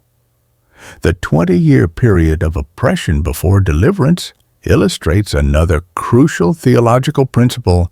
God's timing often differs from human expectations. The Hebrew people probably wondered why their God allowed their suffering to continue for so long. But divine delays serve divine purposes. The oppression may have been necessary to drive the Israelites back to dependence on God. The timing of deliverance may have been calculated to maximize its impact on surrounding nations. God's apparent slowness to act reflects His eternal perspective rather than indifference to human suffering. The story's aftermath, 40 years of peace following the victory, demonstrates the lasting benefits of trusting divine promises. God doesn't provide temporary relief, but comprehensive transformation. The Hebrew people don't just win a single battle, but establish a foundation for sustained prosperity and security. This pattern reflects God's desire to bless His people abundantly when they align themselves with His purposes. The preservation of this account in Scripture serves its own theological purpose. Future generations of God's people facing their own impossible circumstances can read about Deborah's triumph and take courage. The God who delivered Israel from Sisera's chariots remains capable of delivering His people from any oppression. The divine principles that operated in Deborah's time continue operating throughout history. These theological foundations explain why the story of Deborah resonates across cultures and centuries. It's not just an ancient tale of military victory, but a revelation of how the eternal God engages with human history. It demonstrates that faith can overcome fear, that divine power can neutralize human strength, and that God's purposes will ultimately triumph regardless of earthly opposition. For contemporary readers, these principles offer both encouragement and challenge. God remains sovereign over modern circumstances, just as He was over ancient battles. He still works through ordinary people who trust His promises enough to act on them. He still uses unexpected instruments to accomplish His purposes, and He still responds to the cries of the oppressed with delivering power. The question for each generation is whether they will trust these theological principles enough to act on them when their own impossible circumstances demand divine intervention. Deborah's story suggests that those who do trust will discover that the same God who controlled storms in ancient Palestine continues working miracles for those who believe His promises and obey His call. The story of Deborah's leadership during Israel's crisis offers timeless principles about authentic authority. that transcend cultural boundaries and historical periods. Her example demonstrates how true leadership emerges from character rather than position, operates through influence rather than coercion, and achieves lasting results through alignment with divine purposes rather than personal ambition. Deborah's authority originated in her relationship with God rather than human appointment or inheritance. She didn't seize power through military conquest, inherit position through family connections, or achieve leadership through political maneuvering. Instead, her authority flowed naturally from her obvious connection to the divine. People recognized that she heard from God, spoke with divine wisdom, and demonstrated supernatural insight into human affairs. This spiritual foundation gave her influence that no earthly power could provide or remove. This principle of spiritual authority challenges contemporary assumptions about leadership qualifications.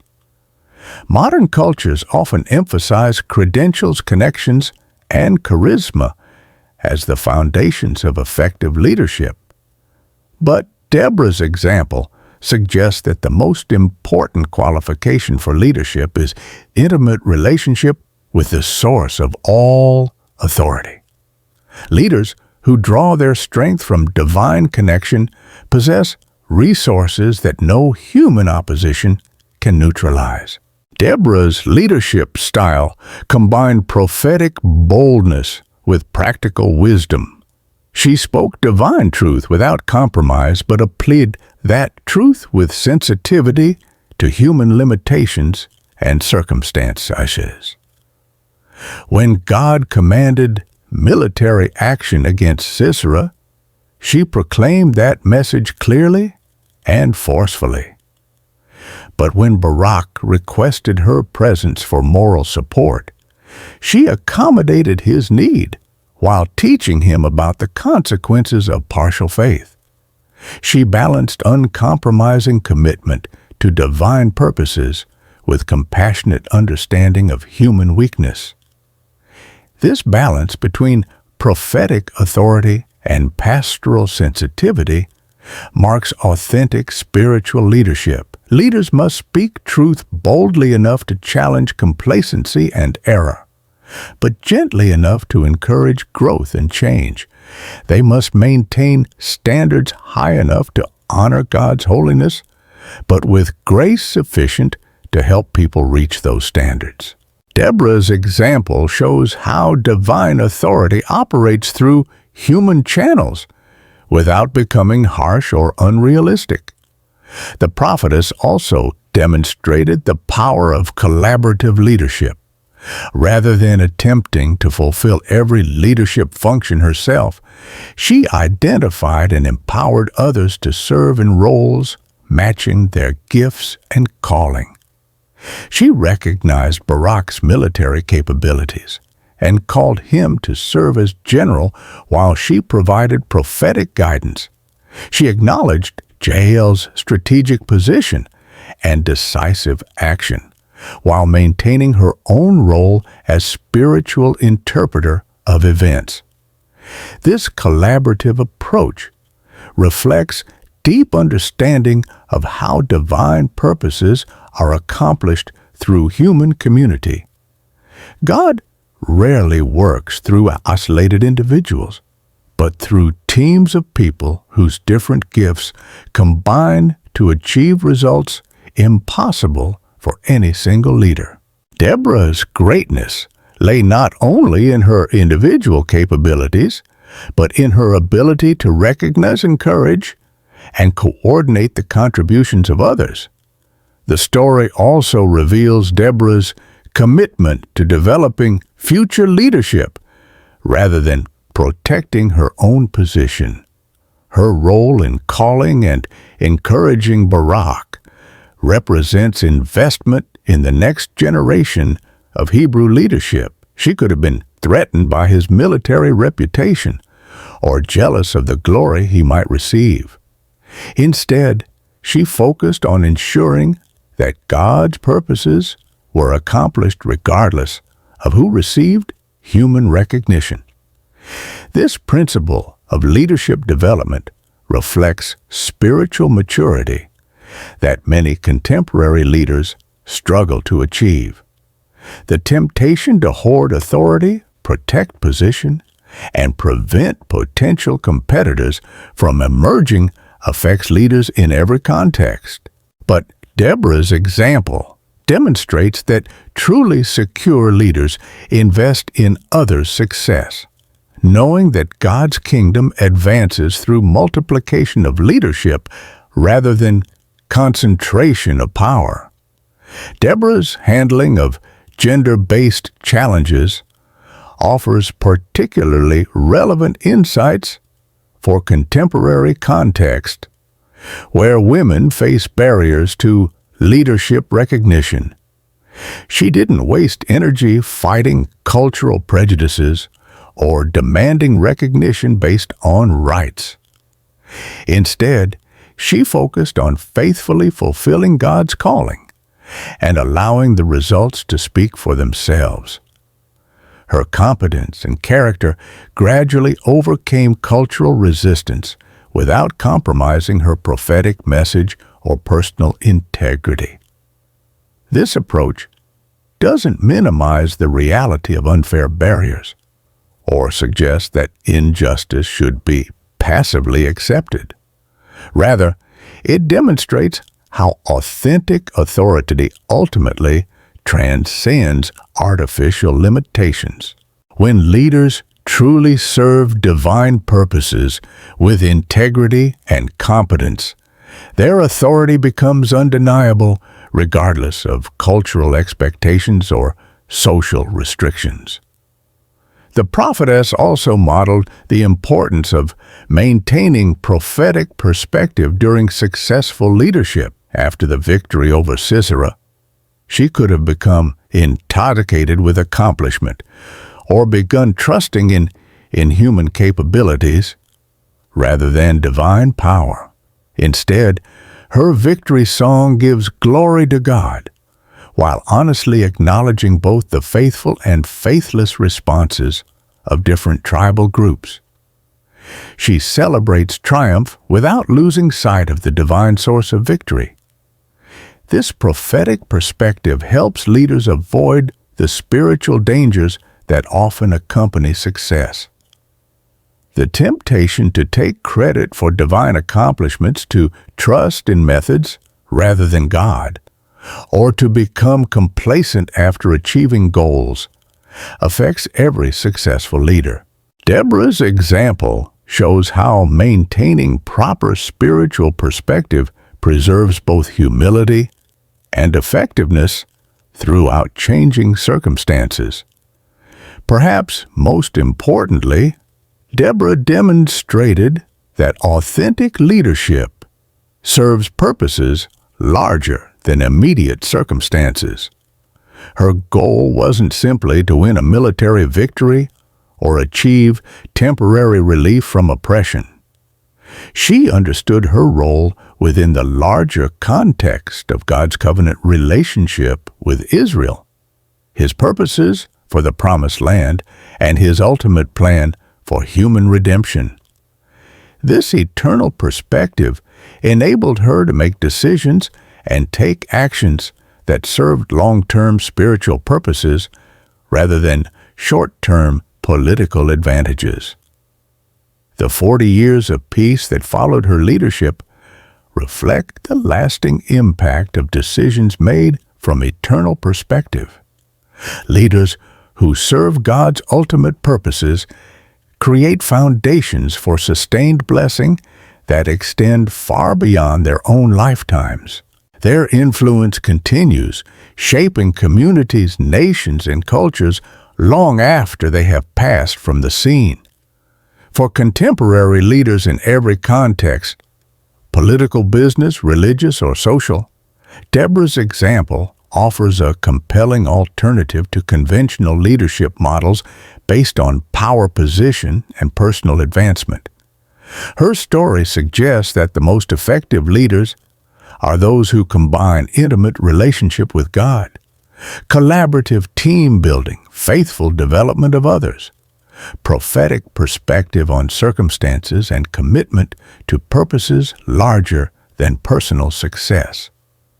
These principles prove relevant whether the leader is a corporate executive facing competitive challenges, a pastor building a congregation, a political leader addressing social problems, or a parent raising children. The specific applications may vary, but the foundational principles remain constant.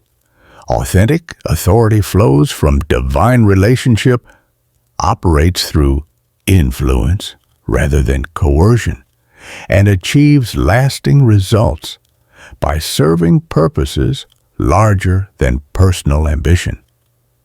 Deborah's palm tree has become a symbol of leadership that flourishes in difficult circumstances, provides shelter and wisdom for others, and bears fruit that nourishes entire communities. Her legacy challenges every generation to discover how divine authority can operate through human channels to accomplish purposes that seemed impossible until someone trusted God enough to attempt them.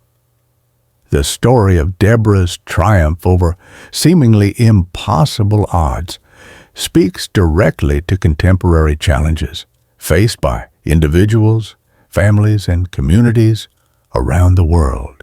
While the specific context of iron chariots and nomadic tents may seem distant from modern experience, the underlying principles of faith, courage, and divine intervention remain powerfully relevant for anyone facing circumstances that appear beyond human solution. In personal life, many people find themselves trapped by their own versions of Sisera's iron chariots. These might be financial pressures that seem overwhelming, relationship conflicts that appear irreconcilable, health challenges that medical science cannot cure, or addictions that have proven stronger than willpower.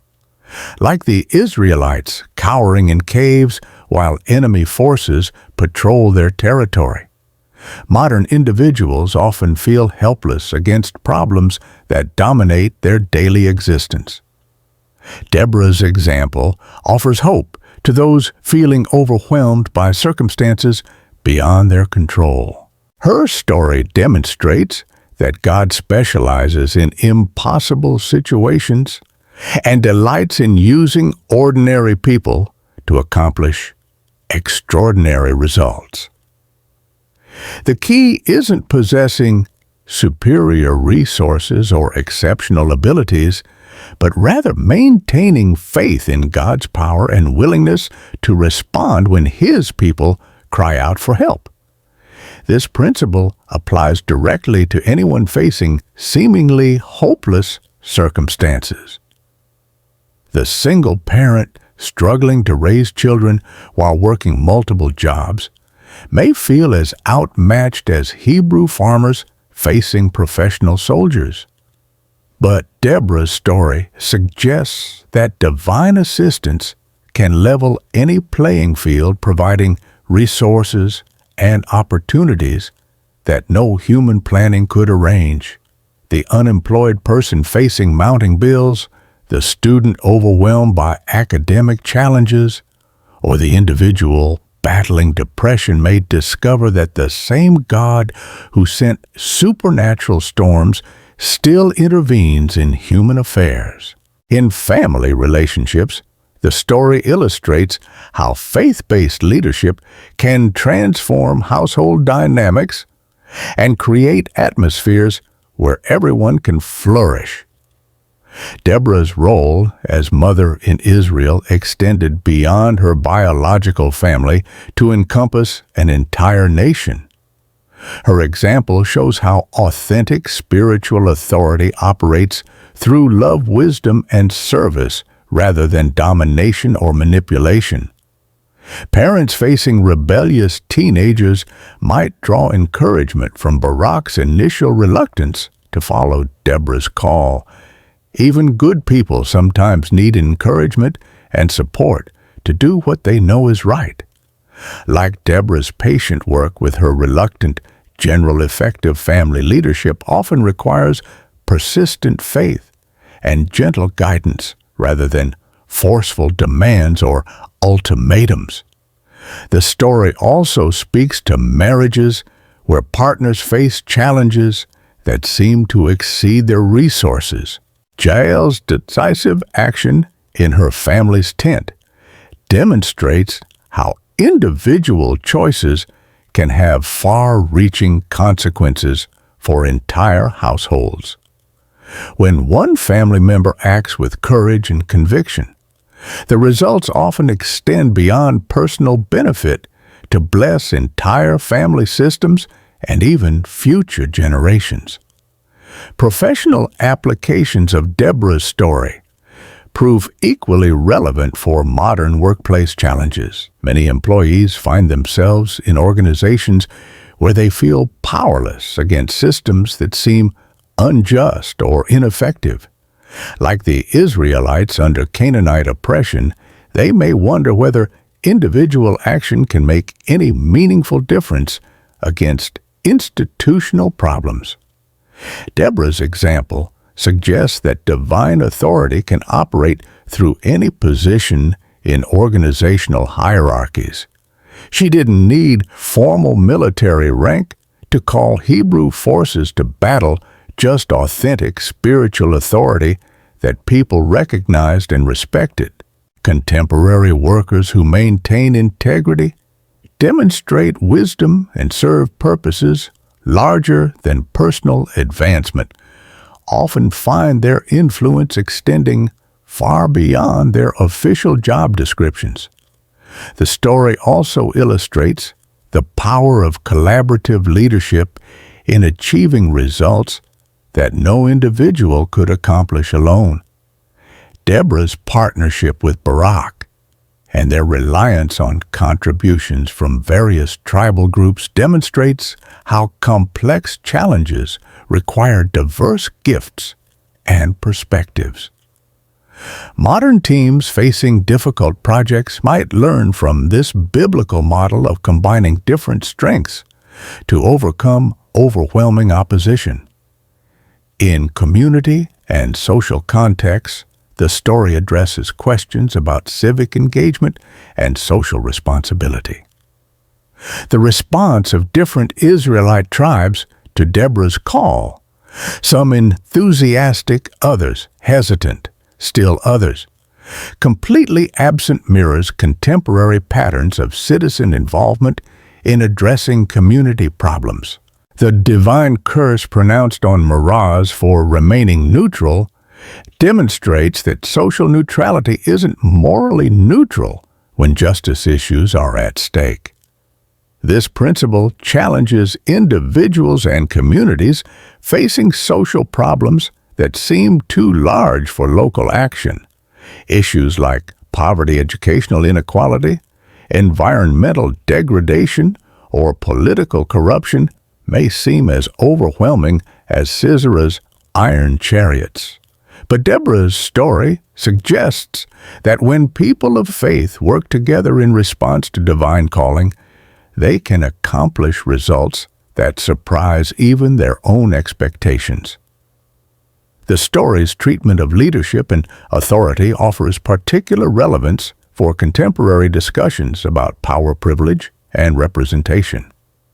Deborah's acceptance as a female leader in a patriarchal culture demonstrates how authentic spiritual authority transcends artificial social barriers. Her example encourages women in every context to pursue divine calling regardless of cultural limitations, while challenging men to recognize and support gifted leadership regardless of its source.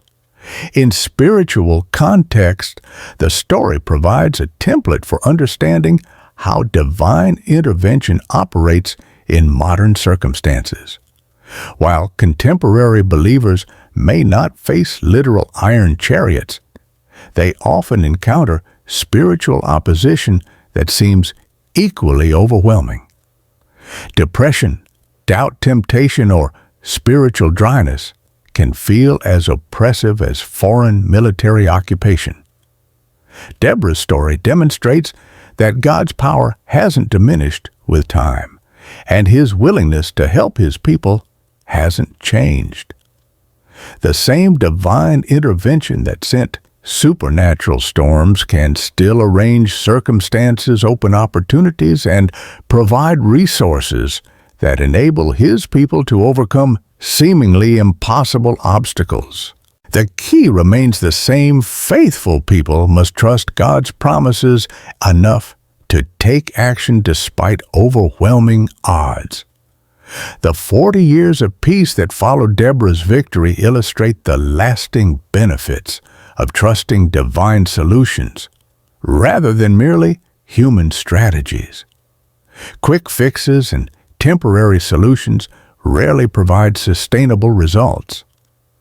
But when individuals, families, and communities align themselves with divine purposes and methods, the positive results often extend far beyond their original expectations.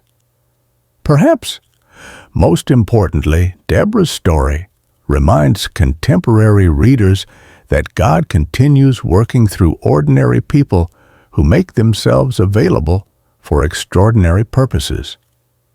The prophetess under the palm tree, the reluctant general, and the nomadic housewife all discovered that divine calling can transform anyone into an instrument of redemptive purpose. The question for each reader is whether they will recognize their own potential role in God's ongoing story.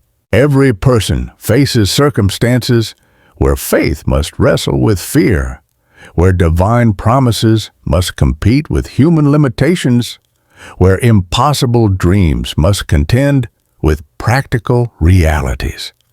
Deborah's story suggests that those who choose faith over fear, divine promises over human limitations, and impossible dreams over practical caution may discover that they too have been positioned for such a time as this.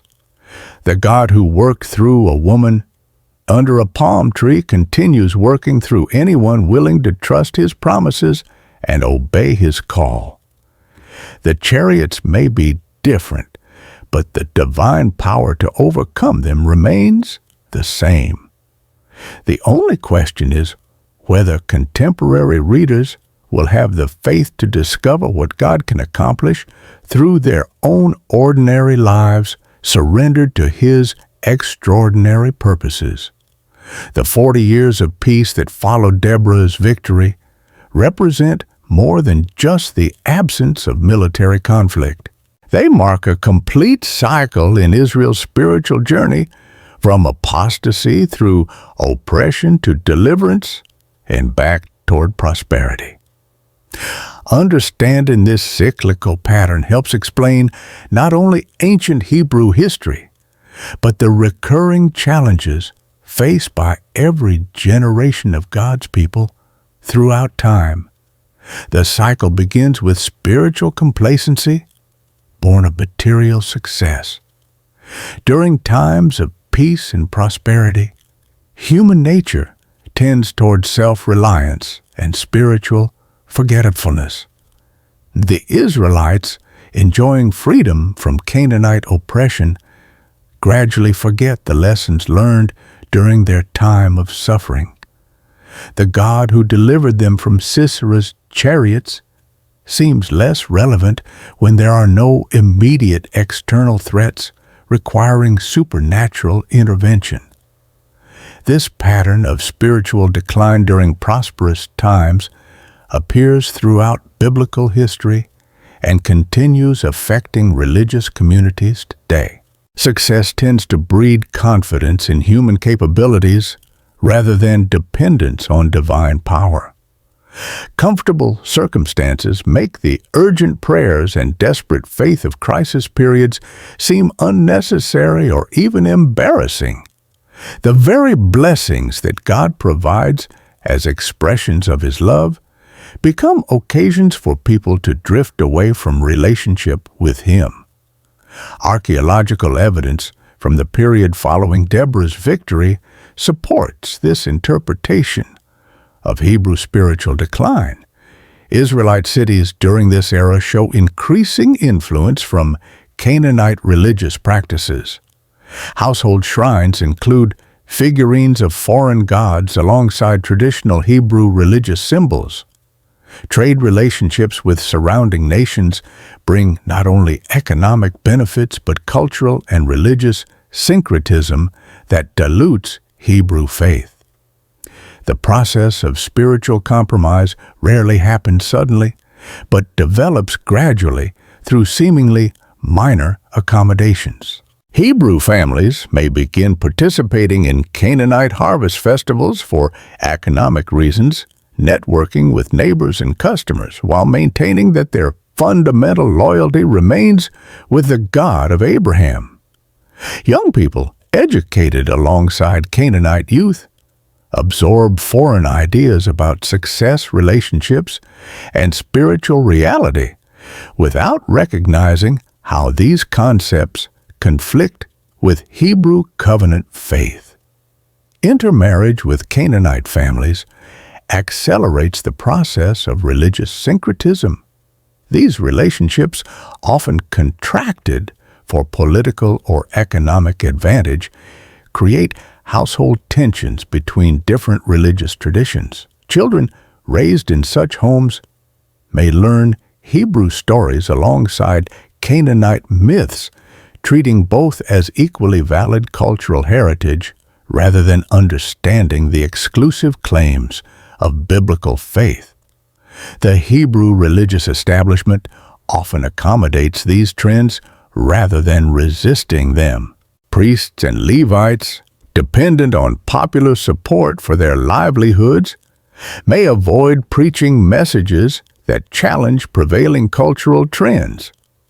Religious ceremonies adapt to include elements that make Canaanite converts feel more comfortable, gradually transforming Hebrew worship into something unrecognizable to previous generations. This spiritual decline doesn't happen in isolation from broader social changes. As Hebrew society becomes more prosperous and complex, traditional tribal structures give way to more centralized forms of government. The informal leadership of judges like Deborah seems inadequate for managing close trade relationships, military alliances, and administrative challenges of a developing nation. People begin looking toward neighboring kingdoms with their professional bureaucracies and standing armies as models for Hebrew political development. Economic pressures also contribute to spiritual compromise. As Hebrew merchants compete with Canaanite businesses, they may feel compelled to participate in religious ceremonies that seal commercial agreements. Farmers seeking to maximize crop yields may experiment with Canaanite agricultural rituals believed to ensure divine blessing on their harvests. The practical demands of daily life gradually erode the exclusive loyalty to God that sustained their ancestors through times of crisis. The theological implications of this spiritual decline run deeper than mere cultural accommodation. The Hebrew covenant with God was never intended as one option among many religious choices, but as an exclusive relationship that shapes every aspect of life. When Hebrew faith becomes merely one element in a pluralistic spiritual portfolio, it loses its power to transform individuals and society according to divine purposes. God's response to Hebrew spiritual decline follows a consistent pattern throughout biblical history. He doesn't immediately punish apostasy with catastrophic judgment, but allows the natural consequences of spiritual choices to unfold gradually. Communities that trust in their own strength rather than divine power discover the limitations of human resources.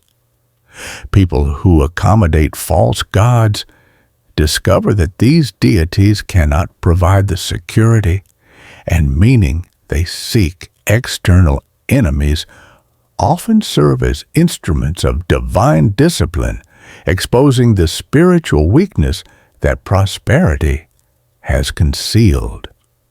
New generations of oppressors are different in detail from previous threats, but similar in their challenge to Hebrew faith and identity. These new enemies may possess different technological advantages or employ different strategies, but they serve the same function as Sisera's chariots, in testing whether God's people will trust in him or in alternative sources of security. The cycle of oppression that eventually follows spiritual decline serves corrective rather than merely punitive purposes.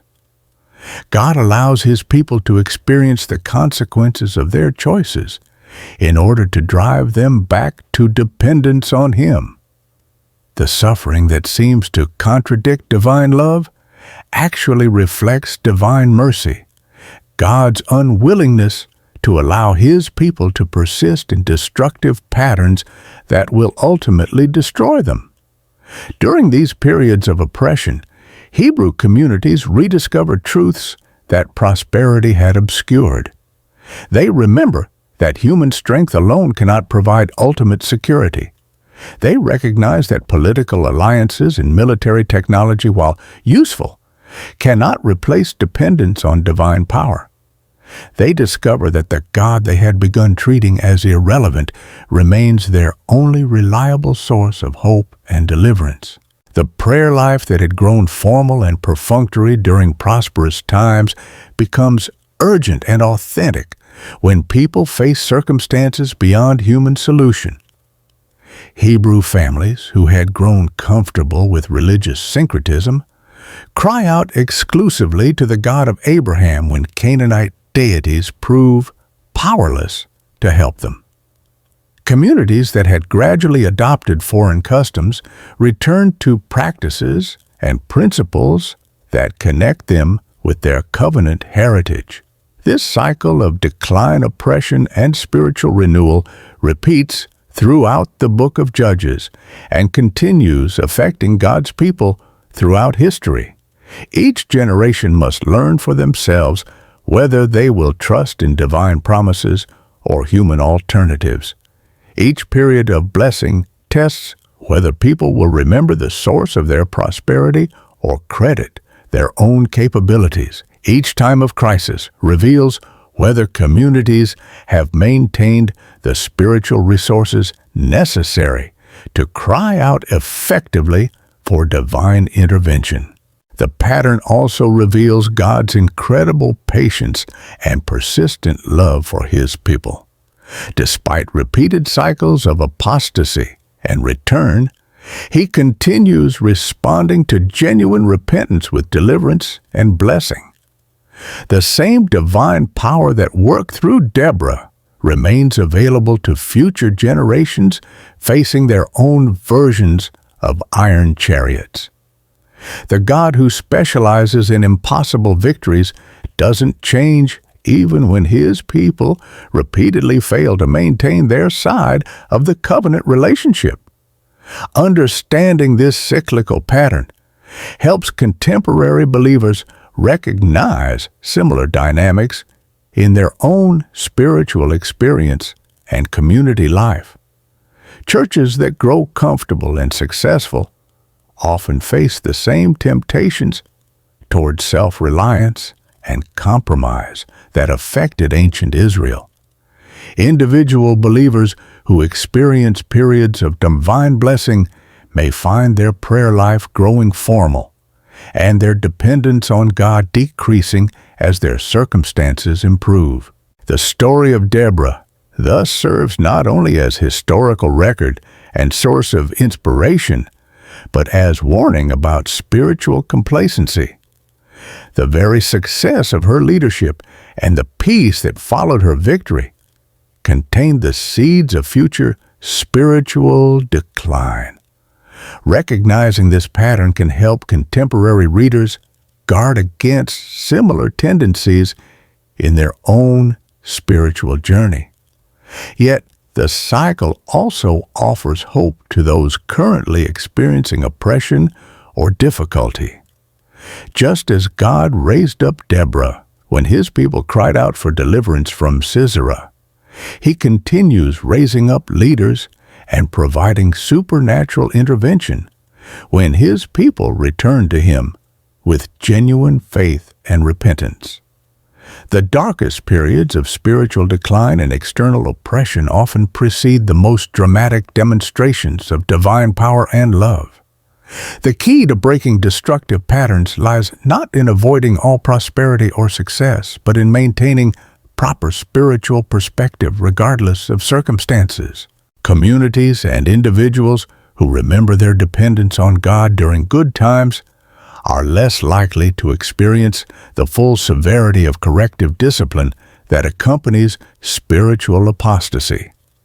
Those who consciously cultivate gratitude, maintain regular spiritual practices, and serve purposes larger than personal advancement can enjoy divine blessing without falling into the trap of self-reliance. The 40 years of peace following Deborah's victory were intended to demonstrate God's desire to bless his people abundantly when they aligned themselves with his purposes. The subsequent decline that biblical history records reflects human failure rather than divine inadequacy. Each generation has the opportunity to learn from previous examples and choose patterns that lead to sustained blessing rather than cyclical failure. This understanding transforms the story of Deborah from ancient history into contemporary challenge. Her example demonstrates what becomes possible when people trust divine promises enough to act on them despite overwhelming odds. Her legacy challenges each generation to discover whether they will repeat the familiar cycle of blessing, complacency, and decline, or whether they will find ways to maintain faithful dependence on God regardless of their circumstances. The woman under the palm tree represents the kind of spiritual leadership that every generation desperately needs. Someone who hears clearly from God, speaks prophetic truth with courage and love, and models the faith necessary to trust divine power over human alternatives. The question for contemporary readers is whether they will answer such calling when it comes to them, or whether they will join the ranks of those who remain safely neutral while others risk everything to serve God's purposes. The cycle continues, but it doesn't have to continue in the same destructive patterns. Each generation has the opportunity to write a new chapter in the ongoing story of God's relationship with his people. The principles that enabled Deborah's triumph remain available to anyone willing to trust them. The divine power that sent supernatural storms still operates in human affairs. The only question is whether people will have the faith to discover what God can accomplish through their ordinary lives, surrendered to his extraordinary purposes. As the echoes of Deborah's victory song fade into history, each reader must grapple with a fundamental question. What role am I called to play in the ongoing drama of God's purposes in the world? The story of Israel's deliverance from Canaanite oppression isn't merely ancient history to be admired from a distance, but a template for understanding how God continues working through ordinary people facing extraordinary challenges. The beauty of Deborah's story lies in its demonstration that God uses various types of people in different but complementary roles. Not everyone is called to be the prophet under the palm tree, receiving direct revelation and providing spiritual leadership to an entire nation. Not everyone is destined to be the general leading armies into supernatural victory. Not everyone will face the moment of decisive action that fell to Jael in her tent. But everyone has a part to play in the larger story of God's kingdom advancing despite human opposition. Some readers may identify most closely with Deborah herself. Those who find themselves in positions where others look to them for spiritual insight and direction. Perhaps you're a parent whose children depend on your wisdom during family crisis. Maybe you're a teacher, counselor, or mentor whose words carry unusual weight in shaping other people's decisions. Or you might be someone who discovers that friends and colleagues naturally turn to you for guidance during difficult circumstances. If this describes your situation, Deborah's example offers both encouragement and challenge. Her authority didn't come from self-promotion or political maneuvering, but from her obvious relationship with God and her track record of wise counsel. People recognize that she heard from heaven and spoke with divine insight. This suggests that effective spiritual leadership today still depends more on authentic spirituality than on formal credentials or charismatic personality. But Deborah's story also reveals the weight of responsibility that accompanies such calling. When God revealed his plan for defeating Sisera, she couldn't remain passive or delegate the difficult task to others. She had to speak prophetic truth even when it required calling people to risk their lives. She had to accompany the army into battle, sharing the dangers faced by those who followed her guidance. Spiritual authority always carries the responsibility to model the faith and courage being asked of others. Other readers may see themselves in Barak, capable people who need encouragement and support to fulfill their potential. His initial hesitation to act on God's promise doesn't reflect cowardice, but honest recognition of the gap between divine calling and human resources. Many contemporary believers face similar tensions between what God seems to be asking and what they feel equipped to provide. Barak's story offers hope to those who wish they had stronger faith or more courage. His reluctance to proceed without Deborah's presence demonstrates that even reluctant obedience can serve God's purposes effectively. He didn't need to eliminate all his doubts or overcome all his fears before taking action. He simply needed enough faith to take the next step, trusting that God would provide whatever additional resources the situation required. The partnership between Deborah and Barak also illustrates the power of mutual support in accomplishing challenging goals. Neither could have achieved victory alone. She provided prophetic insight and spiritual authority, while he contributed military knowledge and organizational skills. Their collaboration demonstrates how God often works through teams of people whose different gifts complement each other in ways that no individual could accomplish independently. Still, other readers may identify with Jael, who found herself thrust into a decisive moment without advanced preparation or formal training. Her story speaks to those who discover opportunities for significant impact in the midst of ordinary daily routines. She wasn't seeking heroic adventures or positions of leadership when Sisera appeared at her tent. But when the moment came, she recognized both the opportunity and the obligation to act decisively.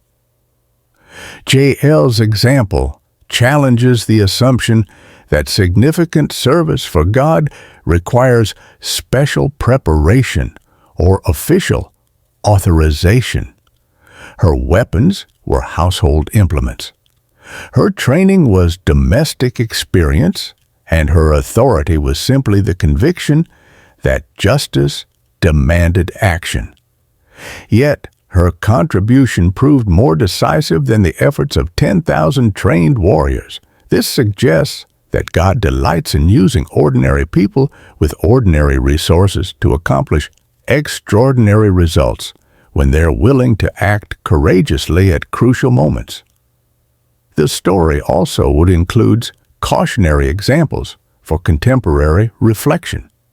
The tribes that refuse to answer Deborah's call, Asher, Dan, and others represent those who choose safety over solidarity when God's people face critical challenges.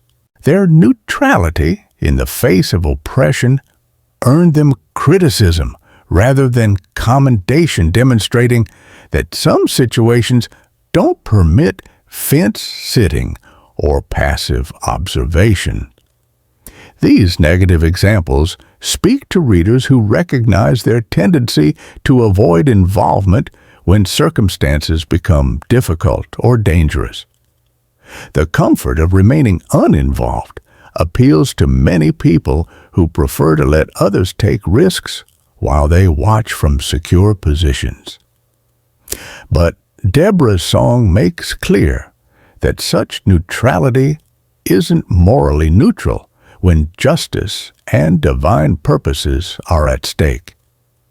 For contemporary readers, the specific forms of iron chariots may differ from ancient military technology, but the underlying challenge remains constant. Every generation faces circumstances that seem too overwhelming for human resources, problems that appear too complex for simple solutions, and opposition that seems too powerful for ordinary people to overcome.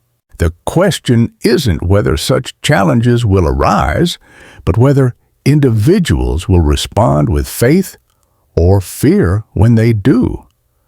The personal application begins with honest assessment of current circumstances. What challenges in your life, family, community, or profession seem as overwhelming as Sisera's 900 iron chariots?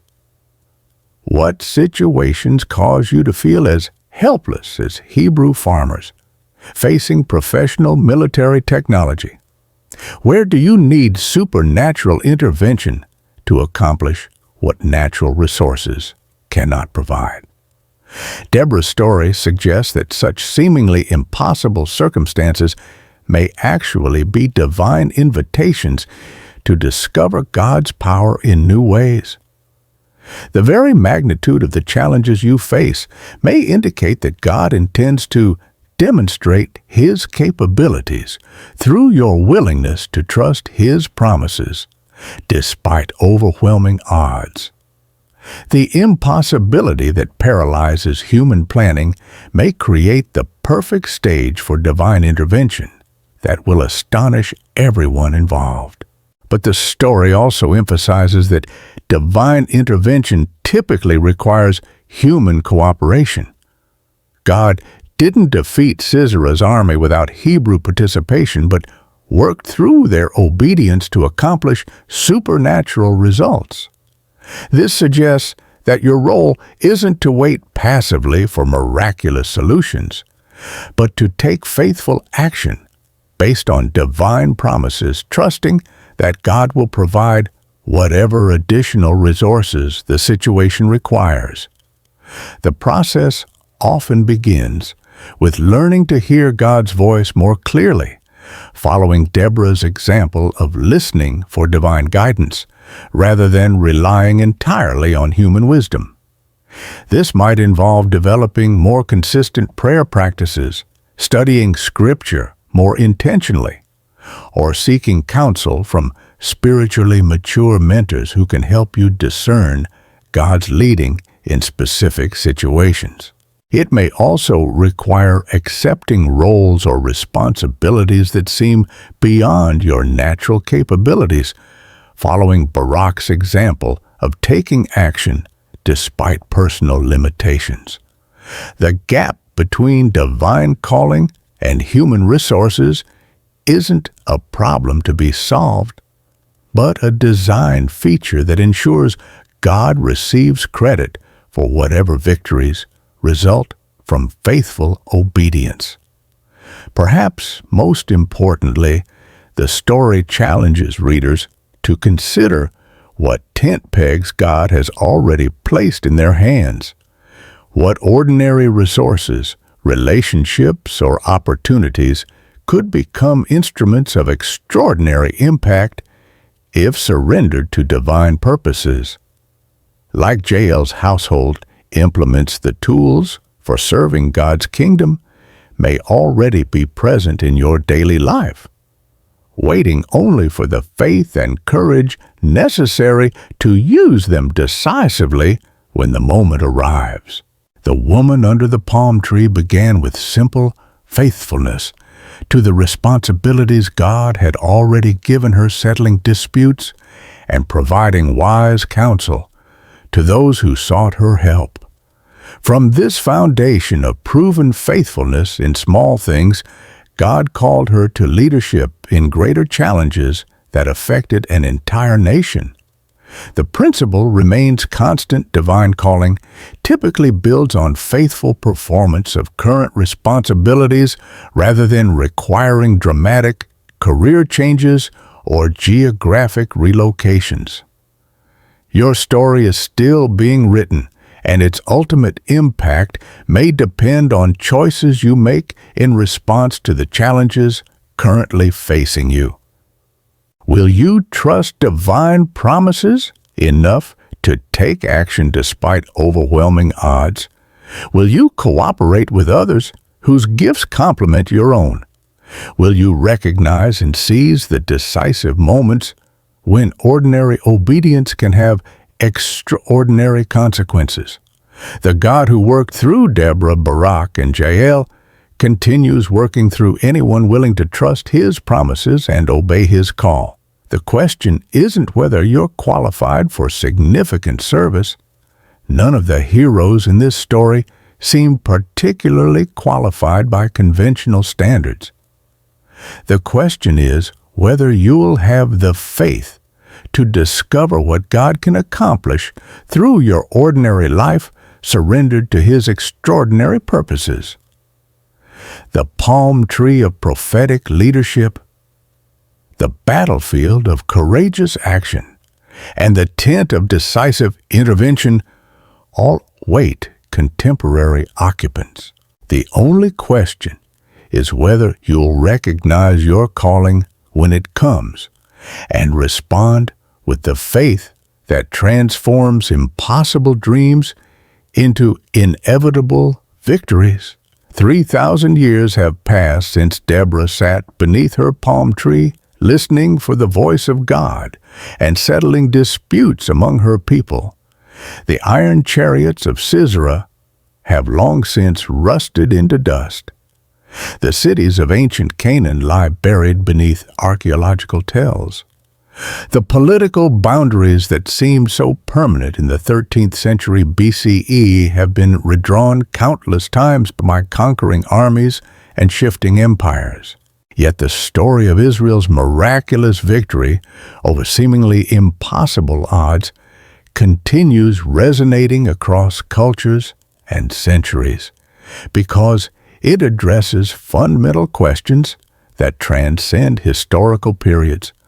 How does divine power intersect with human history? Can ordinary people really make extraordinary differences in circumstances that seem beyond their control? What happens when faith confronts fear in situations where everything appears hopeless? These questions remain as relevant today as they were in ancient Palestine. Contemporary readers face their own versions of iron chariots challenges that seem too overwhelming for human resources, problems that appear too complex for simple solutions, opposition that seems too powerful for ordinary people to overcome. The specific details change, but the underlying struggle between faith and fear, between divine possibilities and human limitations continues, affecting every generation. Deborah's triumph demonstrates that the God who created the universe continues actively involved in human affairs, working through people willing to trust His promises, despite overwhelming odds. This isn't merely ancient mythology or inspirational fiction, but historical record of how divine power manifests itself when human faith creates opportunities for supernatural intervention. The same spiritual principles that operated in ancient Israel remain available to contemporary believers facing their own impossible circumstances. The story's emphasis on unexpected instruments of divine purpose speaks directly to modern assumptions about qualification and capability. In a culture obsessed with credentials, connections, and charismatic leadership, Deborah's example reminds us that God's calling can transform anyone into an agent of redemptive purpose. The prophetess under the palm tree, the reluctant general, and the nomadic housewife all discovered that divine power isn't limited by human expectations about appropriate leaders or adequate resources. This principle offers profound hope to individuals who feel marginalized by contemporary power structures or inadequate for the challenges they face. The same God who chose a woman to lead Israel's deliverance continues working through people regardless of their gender, ethnicity, social status, or educational background. Divine calling trumps human prejudices. Spiritual authority supersedes cultural limitations. God's purposes aren't constrained by artificial barriers that human societies create. The collaborative nature of Israel's victory also provides crucial insights for contemporary challenges that require collective action. No single individual, not even Deborah, with her prophetic authority, could have accomplished this deliverance alone. Victory came through the coordinated efforts of people whose different gifts combined to achieve results impossible for any individual. The prophetess provided spiritual guidance. The general contributed military leadership. Various tribal groups offered specialized capabilities, and a nomadic woman supplied the decisive action that completed God's judgment. This pattern suggests that contemporary challenges, whether personal, organizational, or societal, often require similar collaboration among people whose diverse abilities complement each other. The complex problems facing modern communities rarely yield to individual heroics, but demand sustained cooperation among individuals who recognize their mutual dependence and shared purposes. The story's treatment of divine timing offers particular relevance for readers struggling with delayed answers to prayers or frustrated by God's apparent slowness to address urgent needs. The Hebrew people suffered under Canaanite oppression for 20 years before deliverance came through Deborah's leadership. This delay wasn't evidence of divine indifference, but reflection of perfect timing that maximized the impact of eventual intervention. Similarly, contemporary believers often discover that God's timing differs significantly from human expectations. Prayers that seem unanswered may actually be answered according to divine schedules that serve purposes invisible to human observation. Challenges that appear to persist beyond reasonable limits may be preparing conditions for interventions that will prove more complete and lasting than quick fixes could provide. The supernatural elements of Israel's victory, the precisely timed storm, the muddy conditions that neutralized advanced military technology, the flooding that trapped enemy forces, demonstrate God's continued dominion over natural circumstances. While contemporary believers may not witness identical meteorological miracles, the same divine power that controlled ancient weather patterns continues arranging circumstances, opening opportunities, and providing resources in ways that enable His people to overcome seemingly impossible obstacles. This doesn't mean that faith guarantees easy solutions to every problem or that divine intervention eliminates the need for human effort and wisdom. But it does suggest that spiritual principles operating in Deborah's time continue affecting contemporary circumstances, making possible results that purely natural explanations cannot adequately account for.